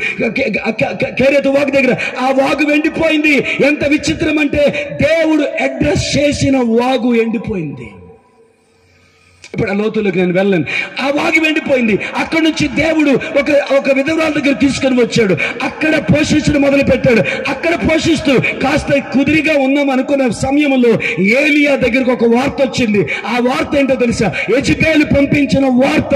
ఏ ఏలియా, hallelujah, tomorrow I going to kill you, రేపు నేను నిన్ను చంపబోతున్నాను, వారితో నిన్ను కూడా సమానంగా నేను చేయబోతున్నానని యెజెబెలు దగ్గర నుంచి ఒక మాట ఏలియా దగ్గరికి రాగానే ఏలియా వెళ్ళి ఒంటరిగా కూర్చొని, అమ్మ నవ్వే చూడండి తల్లి ప్లీజ్, బదరీ వృక్షం దగ్గర కూర్చొని అక్కడ ప్రాణం అలిసినందున, విసిగిపోయినందున, కృంగిపోయినందున ఇంత మట్టుకు చాలు, వినండి వినండి తల్లి వినండి, ఇంత మట్టుకు చాలు, నా పూర్వీకుల కంటే నేను గొప్పోడిని కాదయ్యా, అలిసిపోతున్నాను, కృంగిపోతున్నాను, నా వల్ల కాదు, నడవలేను, ప్రయాణం చేయలేను, మరణాపేక్ష కలిగిన వారినై నేను నిన్ను వేడుకుంటున్నాను, దిస్ మచ్ ఇస్ ఎనఫ్, ఇంత మట్టుకు చాలు, నన్ను చంపే.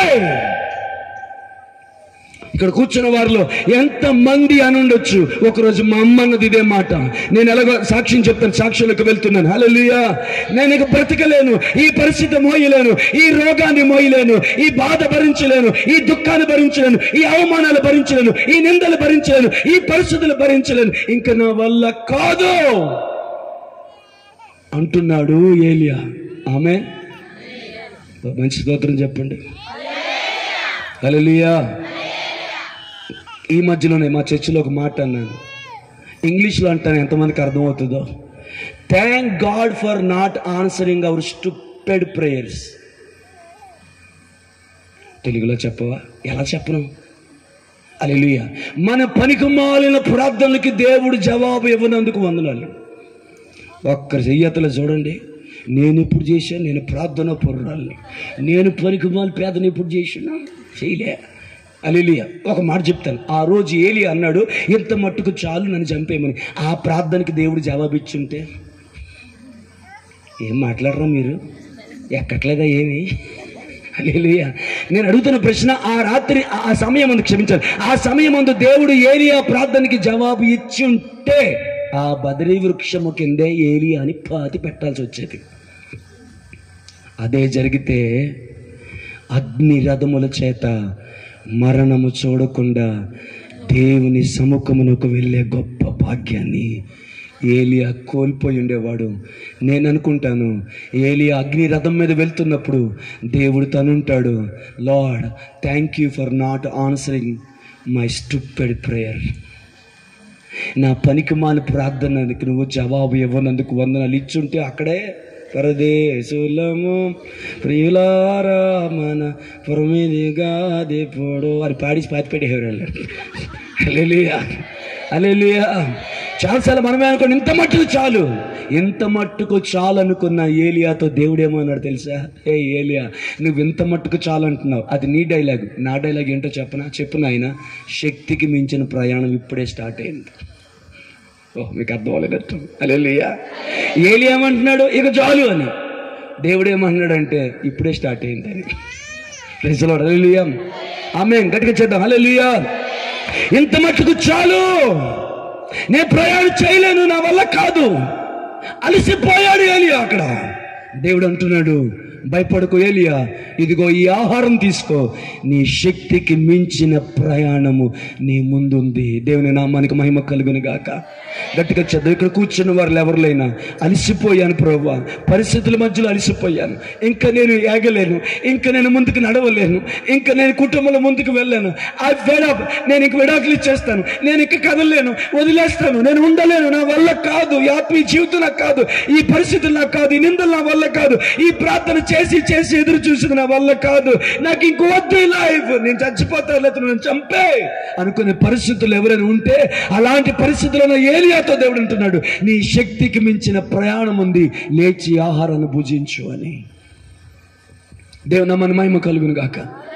ఒకసారి అంత గట్టిగా చెప్దామా? హల్లెలూయా, హల్లెలూయా. సాక్ష్యాలకు వెళ్ళక ముందు మరొకసారి అడుగుతున్నాను, మనం చాలా వేగంగా చెప్పాలి. దేని చేత అలసిపోయావు? ఏ పరిస్థితులు బట్టి అలసిపోయావు? హల్లెలూయా.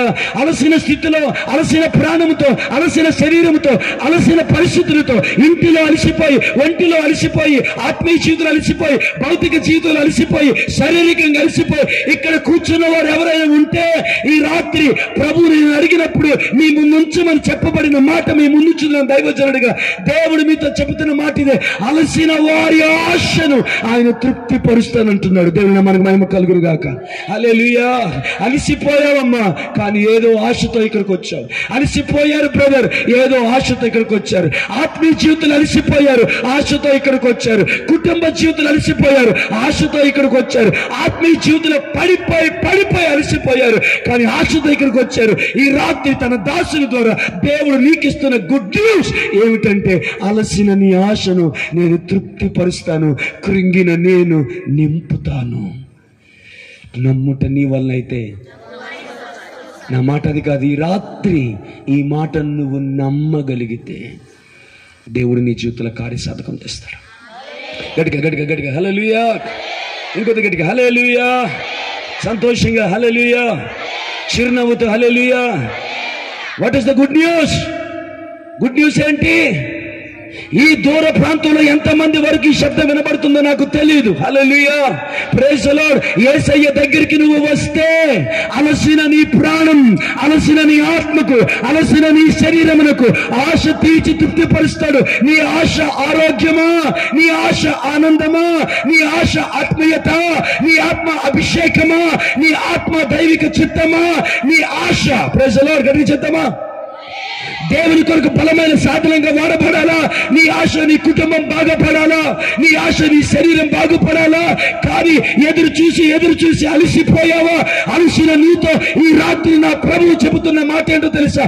ఆయన దగ్గరికి నువ్వు వస్తే అలసిన నీ ఆశను తృప్తి పరిచి నిన్ను నింపుతాడు స్తుతి గానాలతో. హల్లెలూయా. 12 సంవత్సరాలు తిప్పల పడి తనకున్న డబ్బంతటిని ఖర్చు పెట్టి వైద్యుడి దగ్గరికి వెళ్ళి ఆలోపతి అంటే ఆలోపతి, హోమియోపతి అంటే హోమియోపతి. ఆ రోజుల్లో ఎన్ని పొతులు ఉన్నాయి నాకు తెలియదు, కానీ హల్లెలూయా అన్ని పొతుల దగ్గరికి పోయి నానా తిప్పలు పడి డైలాగ్ ఏంటో తెలుసా? ఇంకను సంకటం అయిపోయింది ఆమె పరిస్థితి. హల్లెలూయా. స్తోత్రం చెప్పట్లేదు వీళ్ళు. ఆమేన్. ఈరోజు 12 అవుతుంది guarantee. Praise the lord. Hallelujah. అయినా పర్లేదన్న స్తోత్రం చెప్పండి. స్తోత్రం చెప్పలేను మర్యాద గెలిపండి. Praise the lord. Hallelujah. Amen. 12 సంవత్సరాలు మాట్లాడుకోవడానికి వినడానికి ఈజీగా ఉంది, నన్ను క్షమించాలి. హల్లెలూయా. రక్తస్రావం జరుగుతూ, బట్టలు పాడైపోయి, నన్ను సారీ చెప్తున్నాను మీ అందరికీ, దుర్వాసన కొడుతూ, సమాజానికి దూరమై, పిల్లలకి దూరమై, భర్తకు దూరమైపోయి, సంసారానికి దూరమైపోయి, సుఖానికి దూరమైపోయి, అందరికీ దూరమైపోయి, అనురాగానికి దూరమైపోయి, ఆప్యాయకు దూరమైపోయి, మనుషులకు దూరమై అలసిపోయింది. రోగంతో అలసిపోయింది, మానసికంగా అలసిపోయింది, వ్యాధి చేత అలసిపోయింది, డబ్బులన్నీ కోల్పోయి అలసిపోయింది. బట్ ప్రైజ్ ది లార్డ్, ఆమె అలసిపోయింది కానీ ఆమె ఆశ మాత్రం అలాగే ఉండిపోయింది. ఆ ఆశతోనే యేసు ప్రభు ఎక్కడున్నాడని తెలిసిందో అక్కడికి పాక్కుంటూ వెళ్ళింది. హల్లెలూయా. దైవజనుడు బెనిగిన్ గారు భలే వివరిస్తారు దీన్ని. ప్రయత్నం చేసింది నడవాలని, నడవలేకపోతుంది. ఎముకల గూడు ఆగిపోయింది. శరీరం అంటుంది you cannot walk, you cannot be healed, you cannot go to Jesus. యేసు దగ్గర నువ్వు వెళ్ళలేవు, నువ్వు నడవలేవు, ఆగిపోతావు, చచ్చిపోతావు, నీ శరీరం అనుకూలించట్లేదు. బట్ ప్రైజ్ ది లార్డ్, ఆమె శరీరం అనుకూలంగా లేకపోయినా ఆమె ఆశ విశ్వాసమై నడిపిస్తుంది ప్రభు దగ్గరికి. చప్పలు కొట్టి ధనమయపడతాం. హల్లెలూయా. అలసిపోయింది నడిచి నడిచి. దైవజన్ అంటాడు మెల్లిగా ప్రాకిందేమో, లేచి నిలబడే ఓపిక లేదు. నేను అనుకుంటాను 2 కారణాలు. ఒకటి, మనుషులు ఎదురు కనబడితే రాళ్ళుచ్చుకొని కొడతారు. రెండో కారణం ఏంటంటే నిలబడే ఓపిక లేదు. అందుకనే ఆమె ముట్టుకున్నటువంటి పార్ట్ ఏదంటే అంటే ఆయన వస్త్రపు అంచుని చెంగుని ముట్టుకుంది. ఎవరి బిడ్డలారు ఒక మంచి మాట చెప్పనా, మీకు ఒక మంచి మాట చెప్పనా? హల్లెలూయా. యేసుప్రభు ఆగి ఇది చెప్పనివ్వండి అయ్యా, అందరూ వినండి. యేసుప్రభు ఆగి నన్ను ఎవరో ముట్టుకున్నారంటే శిష్యులకి ఎంత కోపం వచ్చిందో. నీ మీద పడి గడ్డో లాగేవాడు ఒకడు, పుల్లి లాగేది ఒకడు, బట్టలు లాగేది ఒకడు, వాళ్ళందరిని ఆపలేక బౌన్సర్ లాగా మేము నానా బాధలు పడుతుంటే చూడు ఎట్లా ఎక్కాడు. హల్లెలూయా. చూడు ఎట్టకేత పడిందో. ఎంత బాధలో మేము పడుతుంటే నన్ను ఎవడో టచ్ అన్నాడంటే నువ్వు. హల్లెలూయా. ఆమేన్.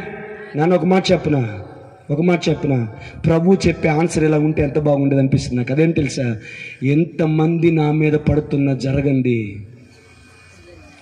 ఎవరో నన్ను ముట్టుకోగనగా జరిగింది, నాలోంచి ప్రభావము విడిచి వెళ్ళింది. ఆమేన్. గట్టిగా స్తోత్రం చెప్తారా? ప్రార్థన చేసేవారు చాలా మంది ఉన్నారు ఈ లోకంలో.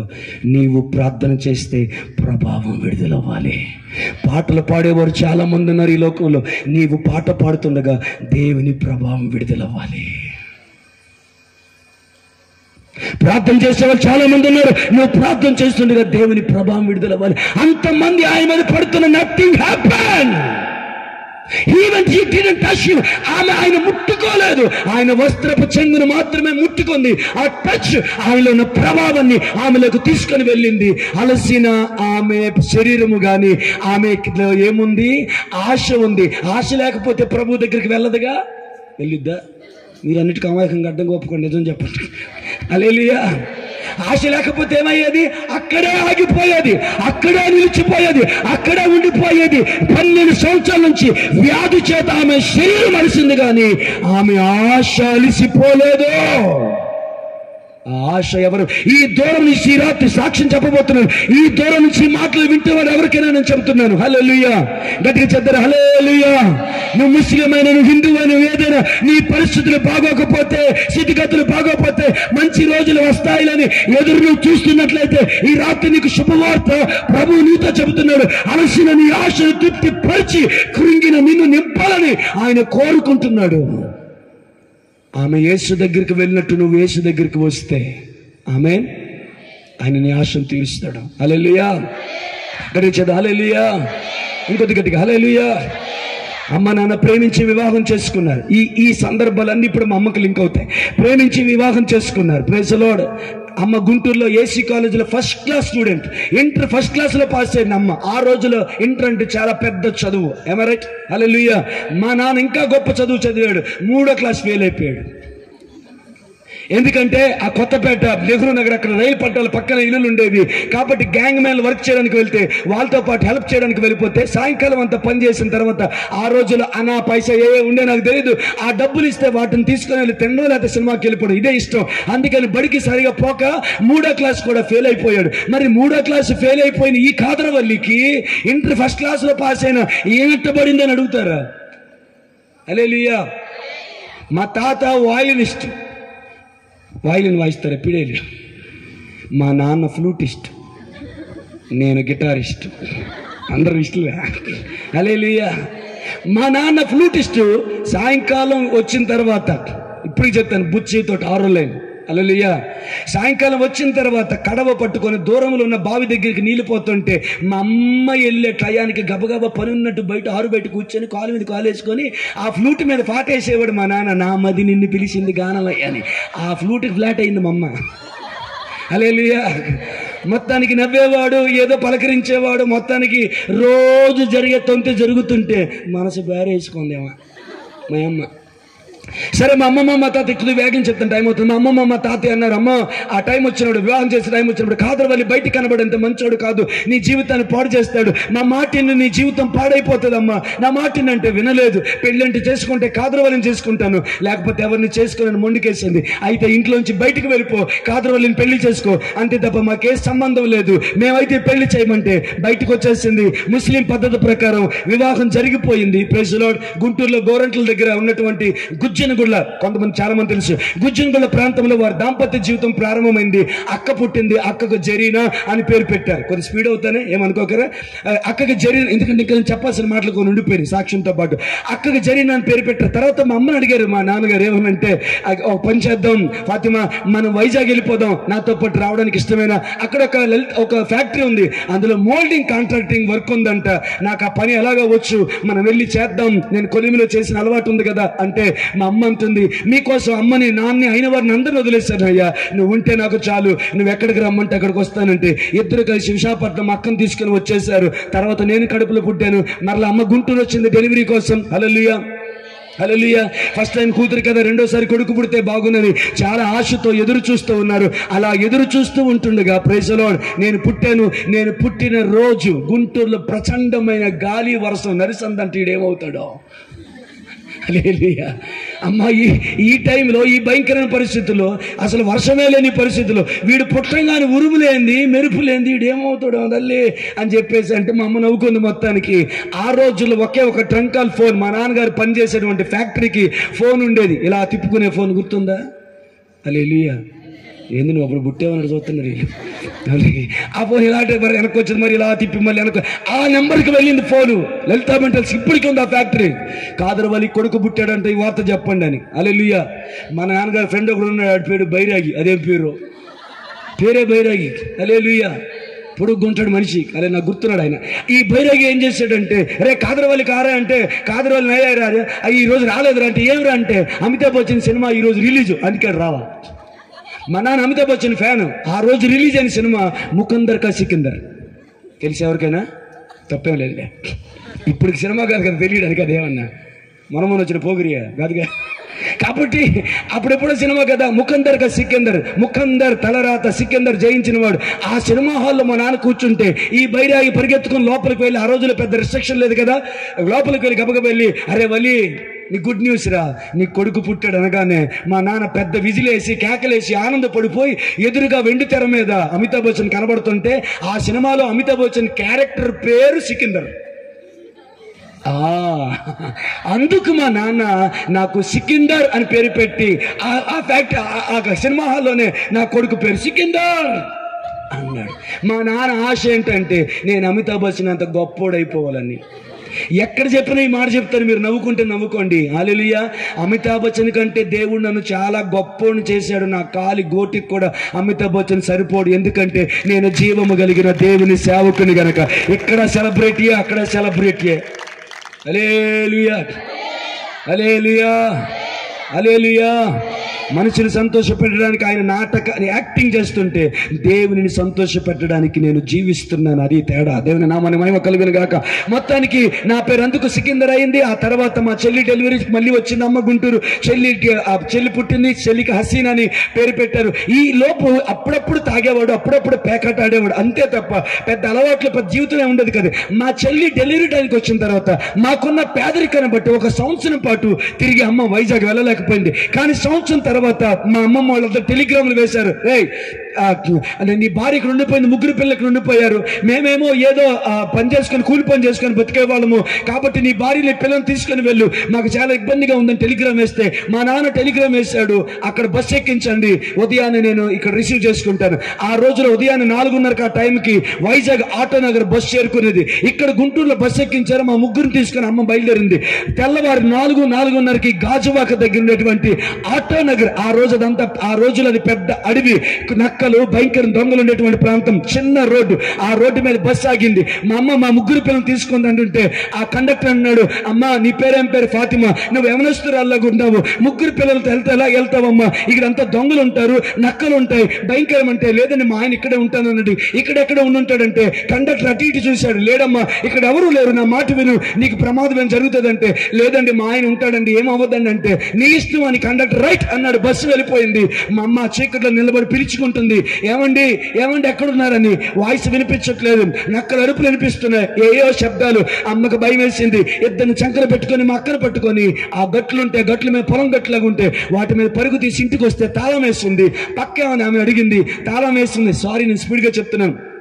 తాళం వేసి ఉందంటే 2-3 రోజులైంది, నువ్వు వస్తే ఈ తాళం ఇమ్మని చెప్పి వెళ్ళిపోయాడు. మీ ఆయన రాలేదు అంటే మా అమ్మకు ఒకంత ఆలోచన, ఒకంత భయం.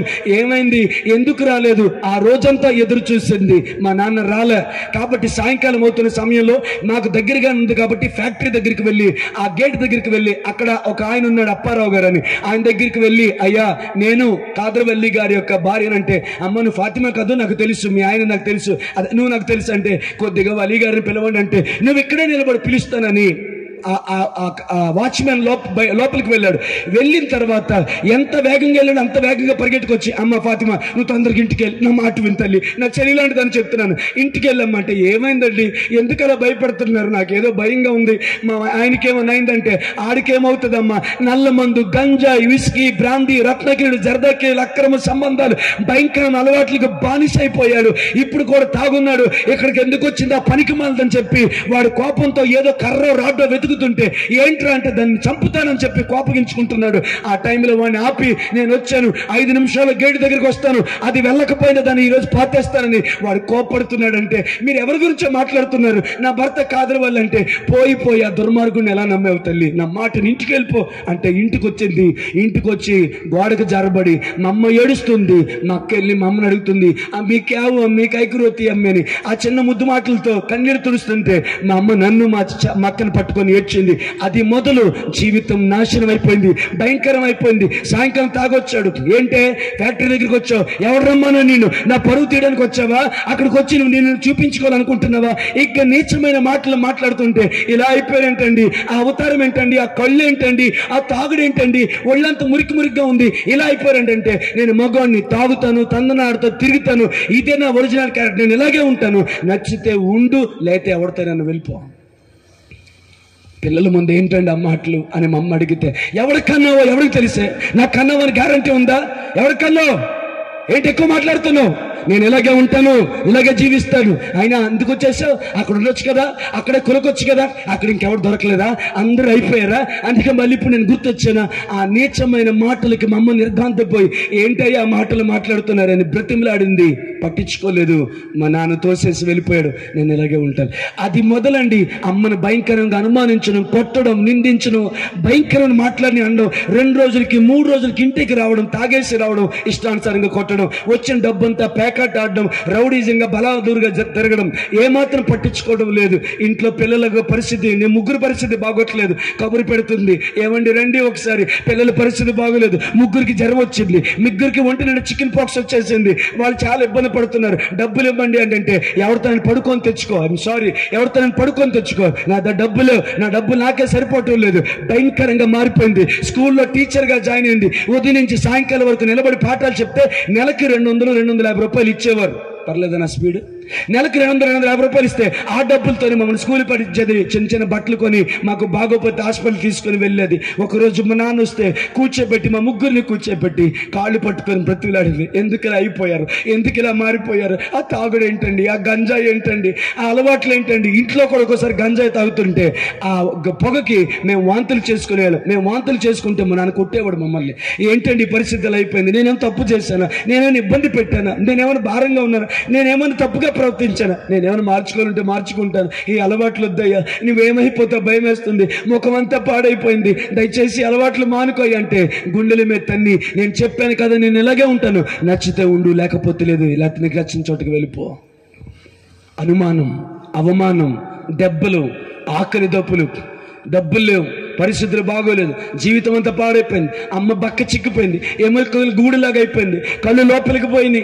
ఏ టైంలో వస్తాడో, ఎలా వస్తాడో, వస్తే ఏమంటాడో భయం, ఆందోళన. తాటాకు చెప్పులకు కూడా భయపడిపోయిన పరిస్థితులు అమ్ముంది. ఒకరోజు నాకు గుర్తున్న సందర్భాన్ని ఇప్పుడు చెప్తూ ఉంటాను. నాన్న ఇంటికి వచ్చాడు, అన్నం పెట్టి అన్నాడు. ఇంత పచ్చడి ఉంటే, మాకు అన్నం పెట్టిన మా అమ్మ తర్వాత ఇంత పచ్చడి అన్నం ఉంటే ఆ పచ్చడి అన్నం వేసి పెడితే చాలా కోపగించుకున్నాడు.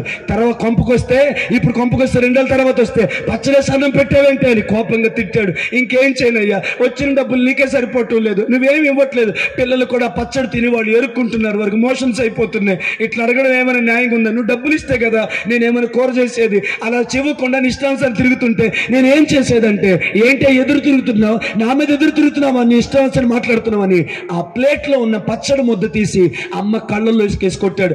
ఆ మంట తట్టుకోలేక అమ్మ గట్టిగా ఏడుస్తూ, ఆ మంటని గట్టిగా ఏడుస్తుంటే వెళ్ళి నోరు మూసి చంపల మీద వాయించి, ఏంటే గట్టిగా అరుస్తున్నావు, నువ్వు ఉంచుకున్న రంకుమొగుడు ఎవడని వచ్చి నేను కాపాడుతాడు అనుకున్నావా, రమ్మను, వాణి నేను పాతేస్తాను అని చెప్పేసి అమ్మను కొడుతూ ఉంటే అమ్మ ఆ మంట ఒకవైపు, ఆ బాధ ఒకవైపు తట్టుకోలేక దుఃఖపడుతున్న సమయంలో, నాకు 5-6 సంవత్సరాలు ఉంటాయి, చిన్న జుబ్బా వేసుకొని పరిగెత్తుకొని నాన్న దగ్గరికి వెళ్ళి కాళ్ళు పట్టుకొని, బాబా అమ్మికు దర్దాతి, అమ్మికు రోతి, అమ్మి రోతి, అమ్మికు దర్దాతి, అమ్మికు మత్మారు బాబా, అమ్మికు మత్మారు, అమ్మి రోతి, అమ్మికు దర్దాతి, అమ్మికు మత్మారు బాబా, అమ్మికు చూడదని మా నాన్న కాళ్ళు పట్టుకొని నేను ఏడుస్తున్నాను. మా అక్క వణికిపోతుంది, మా చెల్లి ఒక మూల చిన్నది బాగా ఏడుస్తుంది, నేను కాళ్ళు పట్టుకొని ఏడుస్తుంటే ఏం జరిగిందో తెలుసండి. ఉసే ఇంత లేడు అడ్డుపడుతున్నాడు, వీడు పెద్దోడైతే నన్ను అడ్డుపడతాడు అనుకుంటున్నావా, ఒకసారి చూడు వీడిని ఏం చేస్తానని. మా అమ్మ పచ్చడి కళ్ళకు తుడుచుకొని నా వైపు చూసే లోపండి అమాంతంగా ఆయన బలమంతటిని ఉపయోగించి మాది బండరాలు గచ్చు ఆ నేలకేసి బలం పూర్తిగా కొట్టాడు మా నాన్నను.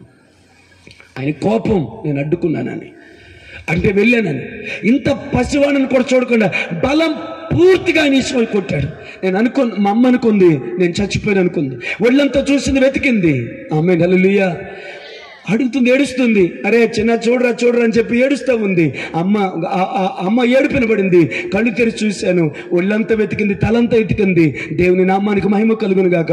ఒంటి మీద చిన్న రవ్వంత దెబ్బ కూడా తగలకుండా దేవుడు తన కృపతో నన్ను జ్ఞాపకం చేసుకున్నాడు. దేవుని నామానికి మహిమ కలుగును గాక. హల్లెలూయా. నేను వేగంగా చెప్పాలి కాబట్టి కట్ చేస్తున్నాను. తర్వాత ఒక రోజున నా చేతిలో దీపం బుడ్డి చిన్న దీపం బుడ్డి చిమ్ని ఇరిగిపోయింది. అది ఇరిగిపోయిందని శనిగొట్టాడు. వీడు ఉంటే నాకు ఇష్టం ఉండదు, వీడు చచ్చిపోతే బాగుంటుంది అన్నట్టు కోపం తెచ్చుకొని నన్ను జుట్టు పట్టుకొని, ఈ జుబ్బా వేసుకుంటూ పట్టుకొని, మేము కమ్మలపాకలు ఉండేవాళ్ళం. బయటకు వచ్చి మా ఇంటి ముందు పెద్ద మేడ ఉంటుంది, ఆ మేడకి 15 అడుగుల ఎత్తులో సన్సైడ్ ఉంటే కింద నుంచి ఇసిరి ఆ గోడకి సన్సైడ్కి తగిలేలాగా ఇసిరి కొట్టేటండి అంత ఎత్తులో మా నాన్న. అక్కడి నుంచి కింద రాళ్ళలో పడిపోయాను. ఆ టైంలో కూడా నేను చనిపోవలసింది, కానీ నేను చనిపోలేదు. రవ్వంత దెబ్బ కూడా నాకు తగలలేదు. దేవుని మనకు మహిమ కలుగును గాక.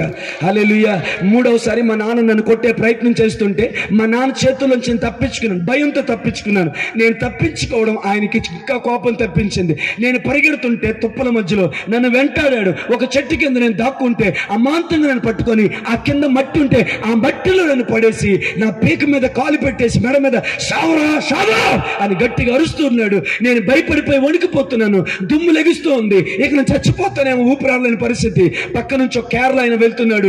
ఏంటి ఇక్కడ దుమ్ము లెగుస్తుందని లోపలికి వచ్చి చూస్తే మా నాన్న కాళ్ళ కింద ఉన్న చెట్ల మధ్యలో మా నాన్నను తోసేశాడు, నన్ను ఎత్తుకున్నాడు, దూరంగా పారిపోయాడు. మా నాన్న వెళ్ళిపోయిన తర్వాత మా అమ్మ దగ్గరికి వచ్చి, మీకు అంత కష్టమైతే వీడిని నాకు ఇచ్చేయండి, ఎంత చక్కగా ఉన్నాడు, ఎంత ముద్దుగా ఉన్నాడు, అలా కన్న కొడుకుని ఎవరైనా చంపేసుకుంటారా, ఎంత నీచుడిని దుర్మార్గుని పెళ్లి చేసుకున్నావు, కాసేపు లేట్ అయ్యి ఉంటే వాడు ఒంటి మీద మట్టి చూడు, వాడు చచ్చిపోయి ఉండేవాడు అంటే మా అమ్మ తల కొట్టుకొని ఏడ్చింది, నన్ను పట్టుకొని ఏడ్చింది. అరే ఏదో ఒక రోజు మీ నాన్న చేతుల్లో నువ్వు చచ్చిపోతావేమో రాని నన్ను పట్టుకొని బోరుమని ఏడ్చింది. కానీ ఒళ్ళంతా వెతికింది, ఎక్కడ గాయాలు. ప్రియులారు ఎందుకు చెప్తానంటే, నేను పెద్దోళ్ళు అయిన తర్వాత కాస్త నాకు ప్రభు గురించి జ్ఞానం వచ్చిన తర్వాత నేను ఆ వాటిని జ్ఞాపకం చేసుకొని నాకు తెలిసిన తర్వాత నేను ప్రభుని అడిగాను, ప్రభా అంత భయంకరంగా నన్ను కొట్టిన, గోడకేసి కొట్టిన, మెడ మీద కాలు పెట్టిన, నేను ఎందుకు చావలేదు, ఎందుకు బ్రతికున్నానంటే నా ప్రభు నాతో చెప్పాడు, తల్లి గర్భముల పిండముగా రూపింపబడకముందే నా పరిచర్య కొరకు నేను ముందుగానే ఏర్పాటు చేసుకున్నాను, నా ఏర్పాటులో నేను కృపలో నేను రక్షించానని ప్రభు చెప్పాడు. దేవుని మనకి మహిమ కలుగును గాక. గట్టిగా చెప్తారా హల్లెలూయా, ప్రైజ్ ది లార్డ్. పరిస్థితులు ఇంకా భయంకరంగా మారిపోతున్నాయని మా నాన్నమ్మ దగ్గరికి వెళ్ళింది. ఆమేన్, హల్లెలూయా. నీళ్లు తాకుండా, అది కూడా ఆ టైం కూడా వేస్ట్ చేయకుండా నేను మాట్లాడుతున్నాను. ప్లీజ్ జాగ్రత్త వినండి. హల్లెలూయా. గబగబా మా నాన్నమ్మ దగ్గరికి వెళ్ళి మా నాన్నమ్మ దగ్గర బతిమలాడుకుంది. అత్తయ్య మీరు చెప్తే వింటాడు అత్తయ్య, మీరంటే చాలా ఇష్టం, పిల్లల్ని పట్టించుకోవట్లేదు, ప్లీజ్ అత్తయ్య, నా దగ్గర ఆడ మాకు. మా అమ్మ అంటే ఇష్టం ఉండేది కదా మా నాన్నమ్మకి. వెళ్ళిపోదాం ఇక్కడి నుంచి మాట్లాడి, వెళ్ళి కొంపకి పో, అక్కడేడు ఏదో చెప్తానులే. మా అమ్మ వచ్చేసింది. మా నాన్న కబురు పెట్టింది మా నాన్నమ్మ పేరు షేక్ చాందిబి. గబగబా మా నాన్నమ్మ దగ్గరికి వచ్చాడు మా నాన్న. ఏమైందమ్మా కబురు పెట్టావంటే మా నాన్నమ్మ ఏడడం మొదలు పెట్టింది. ఎందుకమ్మా ఏడుస్తున్నావంటే, ఎవడికన్నావే, బజార్ కన్నావా, మంచిగానే కన్నావా, నీచంగా కన్నావా, దున్నపోతుల గని నా మీదకి వదిలేసావు, నా జీవితం రాసి రంపన పెడుతున్నాడు, ఏంటే వాడు, నీలాంటి వాడు కషాయి వాడు అని చెప్పి నీ పెళ్ళం వచ్చి నన్ను తిట్టెళ్ళిందిరంటే ఒక్క క్షణం ఆలోచించలేదు. ఆ ఇంటి దగ్గర నుంచి పరిగెట్టుకొచ్చి ఇంటికి వచ్చి ఏమైందని కూడా అమ్మని అడగలేదు. పట్టుకుని గొడ్డును బాదినట్టు బాతుంటే మా నాన్నమ్మ కూడా వెనకాతలు పరిగెత్తిందండి. ఎందుకంటే ఆపడానికి కాదు, ఆమె కూడా అమ్మని కొట్టడం మొదలు పెడితే ఇక నేను చచ్చిపోతానేమో ఈ దెబ్బల కన్నంత భయం వేసి వాళ్ళిద్దరు కాళ్ళు పట్టుకొని బ్రతిమలాడింది. నేను చచ్చిపోతే నా 3 పిల్లలు అనాథలైపోతారు, ఇంకెప్పుడు మిమ్మల్ని ఏమీ అడగనండి, ఇంకెప్పుడు నేనేం అడగను, నేను పోషించుకోగలిగితే పోషించుకుంటాను, లేకపోతే మిమ్మల్ని ఏం అడగను, నన్ను వదిలేయండి అని బ్రతిమలాడింది. మా నాన్నమ్మ నేను పట్టుకుని అత్తయ్య తల్లిలాగా అర్థం చేసుకుంటారు అనుకున్నాను, మీరు ఇలా చేస్తారు అనుకోలేదని చెప్పి అడిగితే మా నాన్న ఇంకా కొడుతూ ఉంటే మా నాన్నమ్మ మా అమ్మక్క క్షమించాలి మా నాన్న చేయి పట్టుకొని లాగేసి, అరే వలి రా, అది చచ్చిపోయింది అనుకో, నిన్ను జైల్లో పెడతారా, మళ్ళీ నేను దిక్కులేని దాన్ని అయిపోతాను, నువ్వంటే నాకు ఇష్టం, వద్దురా వలి, వచ్చే అది చచ్చిపోతే పాప మనకు తగిలిద్ది, అదే చచ్చిపోద్దులేరా, ఇన్ని మాట్లాడినాం కదా ఇంకెందుకు బతుకుదే, సావే, ఏ నూతులో పడి చావు చావు అని కాలుతో తన్నింది. ఇద్దరు వెళ్ళిపోయారు. మా నాన్న తీసుకుని వెళ్ళిపోయింది. కొమ్మిలి గుండె బాదుకొని ఏడ్చింది. అనుకుంది 3 పిల్లలు తీసుకుని వెళ్ళి బావిలో గెంతేద్దామని. మొదటి ఆలోచన, వీడిని అమ్మ నాన్న ఎదురించి పెళ్లి చేసుకున్నాను, అందుకే ఈరోజు ఈ శాపాన్ని నేను అనుభవిస్తున్నాను, నా పిల్లల్ని నేను ఎందుకు చంపేసుకోవాలి, తెల్లవారి శరీరాలు ఊపిపోయి నీళ్ళల్లో తేలాడతాయా, అమ్మో నీళ్ళల్లో ఊపిరాడక నా బిడ్డలు గిలగిలగిల కొట్టుకుంటారు, అమ్మో నా అందమైన బిడ్డలు ఇచ్చాడు భగవంతుడు నాకు, కాబట్టి వాళ్ళ జీవితాలు అయిపోవడానికి వీల్లేదు, సరే వీళ్ళని వదిలేసి వెళ్ళి చచ్చిపోదామంటే నా 3 పిల్లలు ఎవరు పట్టించుకుంటారు, భోజనం ఎవరు పెడతారు. మా అమ్మ స్కూల్లో, ఇది చెప్పకూడని విషయమే కానీ చెప్తాను, మా అమ్మ స్కూల్లో టీచర్గా జాయిన్ అయినప్పుడు సాయంకాలం వస్తే నన్ను మా చెల్లి ఇంట్లో ఉంచి వెళ్తే మా అమ్మ వచ్చే సమయానికి, ఒకవేళ ఐఎమ్ సారీ ఈ మాట ఉపయోగించకూడదేమో, వచ్చేసరికి చిన్న నిక్కర్లు వేసుకొని ఆ నిక్కర్లో గనక మేము పెంట ఏరుగేసి ఉంటుంటే గనక సాయంకాలం మా అమ్మ వచ్చేంత వరకు అది ఎండిపోయి ఈగలు వాళ్తుంటే అలాగ మా నాన్నమ్మ అంత దూరం చూసి వదిలేసే తప్ప పట్టించుకునేది కాదు. ఏంటత్తయ్య మనోళ్ళే కదా, నీ కొడుకుకు పిల్లలే కదా, కనీసం ఆడి పెంట నేను కడిగేది అంటే దౌర్భాగ్యం మొహం, దాన్ని ఎంత ధైర్యం నన్ను చంపదీసుకొని కొడతాను నేను అని మా అమ్మ అనేది మా నాన్నమ్మ.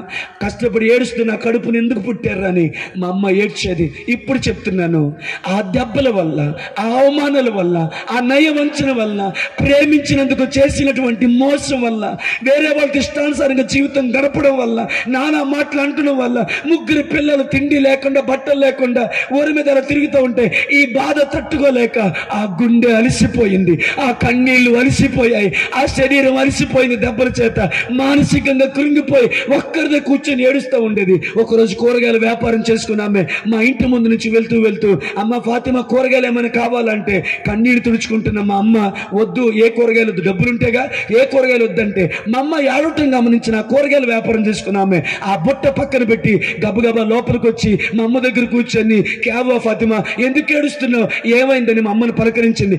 ఆమెను చూడగానే మా అమ్మ భయపడిపోయింది. ఎందుకంటే ఆ కూరగాయల బుట్ట పక్కన పెట్టి ఆమె లోపలికి వచ్చి అమ్మను పట్టించుకోవడానికి కారణం ఏంటంటే ఆ కూరగాయల వ్యాపారం చేసుకుని ఆమె యేసు ప్రభు నమ్ముకున్న బిడ్డ గనక, దేవుని కలిగిన బిడ్డ గనక, అరే ఒంటరిగా ఏడుస్తుంది, ఎవరు లేకుండా ఏడుస్తుంది, ఏమైందో ఈ చిట్టి తల్లికి అన్నట్టుగా పక్కన పెట్టి వచ్చి ఏమైందమ్మా అంటే అక్కలాంటిదాన్ని అడుగుతున్నాను, ఫాతిమా చెప్పు తల్లి, నేను నీ కొరకు ప్రార్థన చేస్తాను, నువ్వు క్రైస్తవురాలువా, నా భర్త వస్తే నన్ను ఇద్దరిని తంతాడు, ఇక్కడ నీతో మాట్లాడి నన్ను చంపేస్తాడు, మా ఆయనకి యేసు ప్రభు అంటే అసలు నీ కాళ్ళు పట్టుకుంటానక్క వెళ్ళిపో అంటుంటే ఆమంటుంది, ఫాతిమా నా మాట విను, నేను మాట్లాడి వెళ్ళేంత వరకు మీ ఆయన రాడు, 5 నిమిషాలు వెళ్ళిపోతానమ్మా, నీ గడ్డం పట్టుకుని అడుగుతున్నాను, ఏమైందో చెప్పు, నీ కొరకు ప్రార్థన చేస్తాను, మా ఆయన క్యాన్సర్తో చచ్చిపోవాలనుకుంటే యేసు ప్రభు మా ఆయన్ని బాగు చేశాడు, నీ కొరకు ప్రార్థన చేస్తాను ఫాతిమా, దయచేసి నా మాట విను.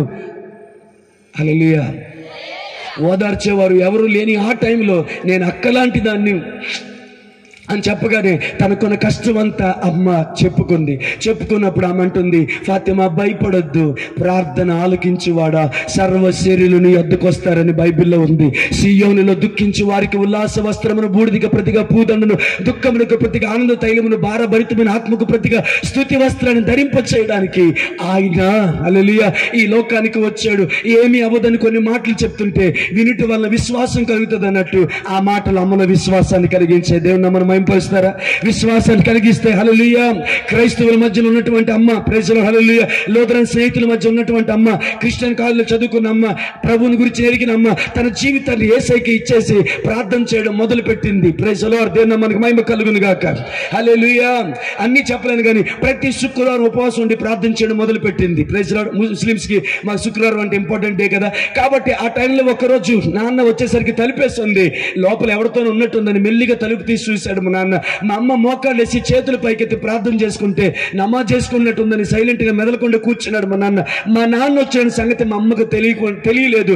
మా అమ్మ ప్రార్థన చేసుకుంటూ ఏసయ్యా నువ్వు తప్ప నాకు దిక్కు లేరు ప్రభువా, నా కుటుంబాన్ని బాగు చేయవా, దండం పెట్టి బ్రతిమలాడుకుంటున్నానని మా అమ్మ ఏడ్చింది.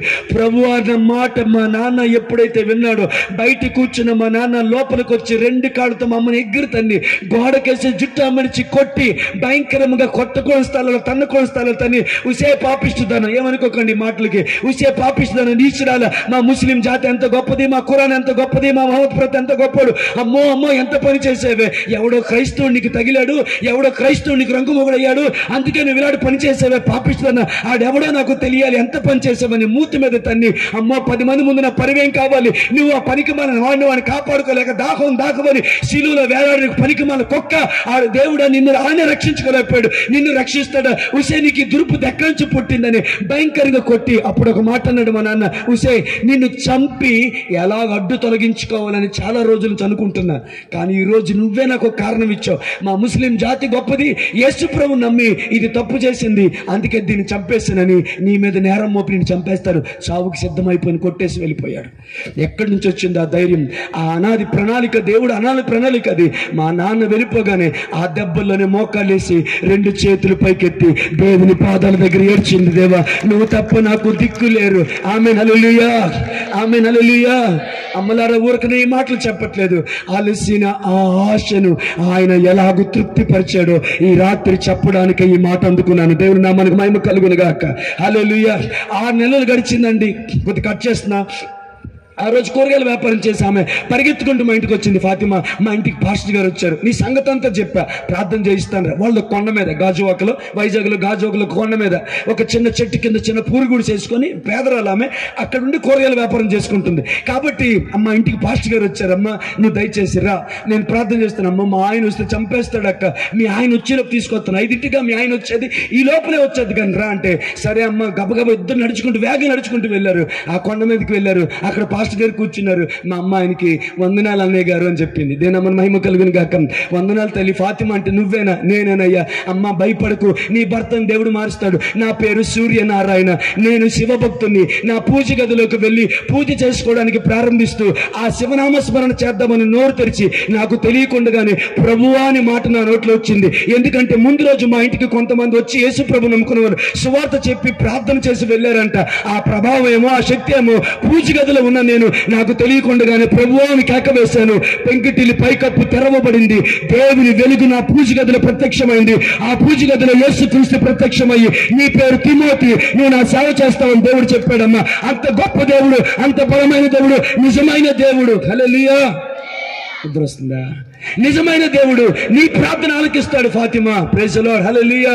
నా మాట విను అని చెప్పేసి అనగానే వినుట వల్ల విశ్వాసం కలుగుతుంది. ఆ మాటలను వింటుంటూ మా అమ్మ ఏడుస్తుంది. గమనించండి, ఇప్పుడు చెప్తాను. కూరగాయల వ్యాపారం చేసుకుని ఆమె మా అమ్మని పిలిచింది. ఫాతిమా ఒక్కసారి బయటికి చూడు. మా అమ్మ బయటికి చూసి గుండె ఆగిపోయింది, ఉనికిపోయి ఏడుస్తుంది. అక్క నేను చెప్పాను కదక్క. పాస్టర్ గారు అడుగుతున్నారు, అమ్మ ఫాతిమా ఏమైంది, ఎందుకు ఏడుస్తున్నామంటే కూరగాయల వ్యాపారం చేసుకుని ఆమె చెప్తుంది, అన్నయ్య రానంటే నేనే బలవంతంగా తీసుకొచ్చానయ్యా.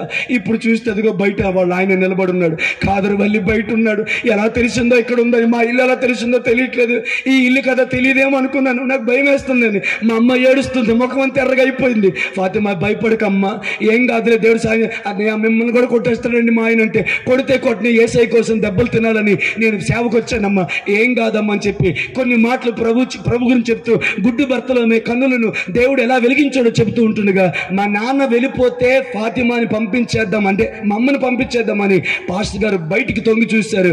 పాస్టర్ గారు ఆశ్చర్యపోయే విషయం ఏంటంటే ఆయన 2 కాళ్ళు దగ్గర పెట్టుకొని 2 చేతులు ఇలా కట్టుకొని చంటి పిల్లోలాగా ఎక్కెక్కి ఎక్కెక్కి ఎక్కెక్కి అని ఏడుస్తున్నాడు మా నాన్న. మా అమ్మ అంటుంది ఆయన అలా ఇప్పుడు ఏడవటం నేను చూడలేదండి, ఏమైందో తెలియదు. దేవుని నామానికి మహిమ కలుగును గాక. గట్టిగా చేద్దామా? హల్లెలూయా, హల్లెలూయా. పాస్టర్ గారు దేవుని సందులో అడుగుతున్న, ప్రభా ఏమైందంటే నేను కాదరవల్లిని దర్శిస్తున్న సమయం అని చెప్పాడు దేవుడు. దేవుని నామానికి మహిమ కలుగును గాక. బయటికి వెళ్ళి మా నాన్నగారిని లోపల తీసుకొచ్చి మా నాన్నగారి భుజమే చేయవేసి, ఎందుకు ఏడుస్తున్నారు కాదరవల్లి గారు, ఏం జరిగిందంటే సమాధానం రావట్లేదు, ఎక్కెక్కి ఏడుస్తున్నాడు, నోరు కొట్టుకుంటుంది. కాసేపు వెయిట్ చేసిన తర్వాత ఏమైందంటే నేను ఇంటికి వచ్చి పడుకున్నాను, ఈ రోజు నా భార్యని చంపాలనుకున్నాను, ఎవరో వచ్చి నన్ను లేపారు, ఏమే అనుకొని కోపంగా లేచి ఆడికెళ్ళావే అని చెయ్యెత్తాను, కానీ ఎవరు కనబడలేదు. రెండోసారి నన్ను ఎవరో వలి అని పిలిచినట్టు లేపినట్టు అనిపించింది, లెగిసి చూస్తే ఎవరు కనబడలేదు. స్నేహితులు ఎవరైనా ఆట పట్టిస్తున్నారేమని ఇంటి చుట్టూ వెతికాను, ఎవరు కనబడలేదు. కాస్త భయం వేస్తే దుప్పటి కప్పుకొని నేను మామూలుగా చెప్తున్నాను, మా నాన్న ఎక్కి ఏడిసి చెప్తున్నాడు, నేను దుప్పటి కప్పుకొని పడుకున్నాను. ఆ దుప్పటి ఎవరో లాగి పక్కకు పారేశారు, నా చేతిని ఎవరో బలంగా పట్టుకున్నారు, వదలమని కేక వేశాను కానీ నా వల్ల కాలేదు విడిపించుకోవడం. అంతవరకు మాత్రమే నాకు గుర్తుంది. మీరెవరో నాకు తెలియదు, ఈ ఇల్లు నాకు తెలియదు, ఈ కొండ ఎలా ఎక్కానో తెలియదు, ఈ దారి నాకు తెలియదు, ఎప్పుడు వచ్చానో తెలియదు, ఎలా వచ్చానో తెలియదు, ఎందుకు ఏడుస్తున్నానో తెలియదు, నాకేమైందో తెలియదు. పాస్టర్ గారు నాకేమైంది అంటే ఆయన చెప్పాడు, కాదరవల్లి గారు యేసు ప్రభు మిమ్మల్ని ప్రేమిస్తున్నాడు, యేసు ప్రభు మిమ్మల్ని దర్శిస్తున్న సమయం అనగానే కింద కుప్ప కూలిపోయి 2 గంటలు మా నాన్న దాదాపు ఏడ్చాడు. ఆశ్చర్యం ఏంటో తెలుసండి, యేసు ప్రభుని బండ బూతులు తిట్టిన అదే నోట్లోంచి వచ్చిన మాట, ప్రభువా నేను పాపిని, నన్ను క్షమించు, నేను దుర్మార్గుని, నేను క్షమించు, నేను నీచుని క్షమించని గుండె బాదుకొని దొర్లి ఏడుస్తున్నాడు.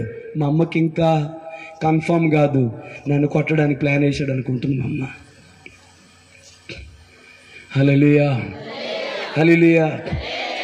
అలసిన ఆ ప్రాణము యొక్క ఆశను తృప్తిపరచడానికి ఫాతిమా ప్రార్థన ఆలకించిన దేవుడు ఆ రోజు ఆ కూరగాయల వ్యాపారం చేసుకుని ఆమె ఇంటిలోకి దిగి వచ్చాడు. దేవుని నామానికి మహిమ కలుగును గాక.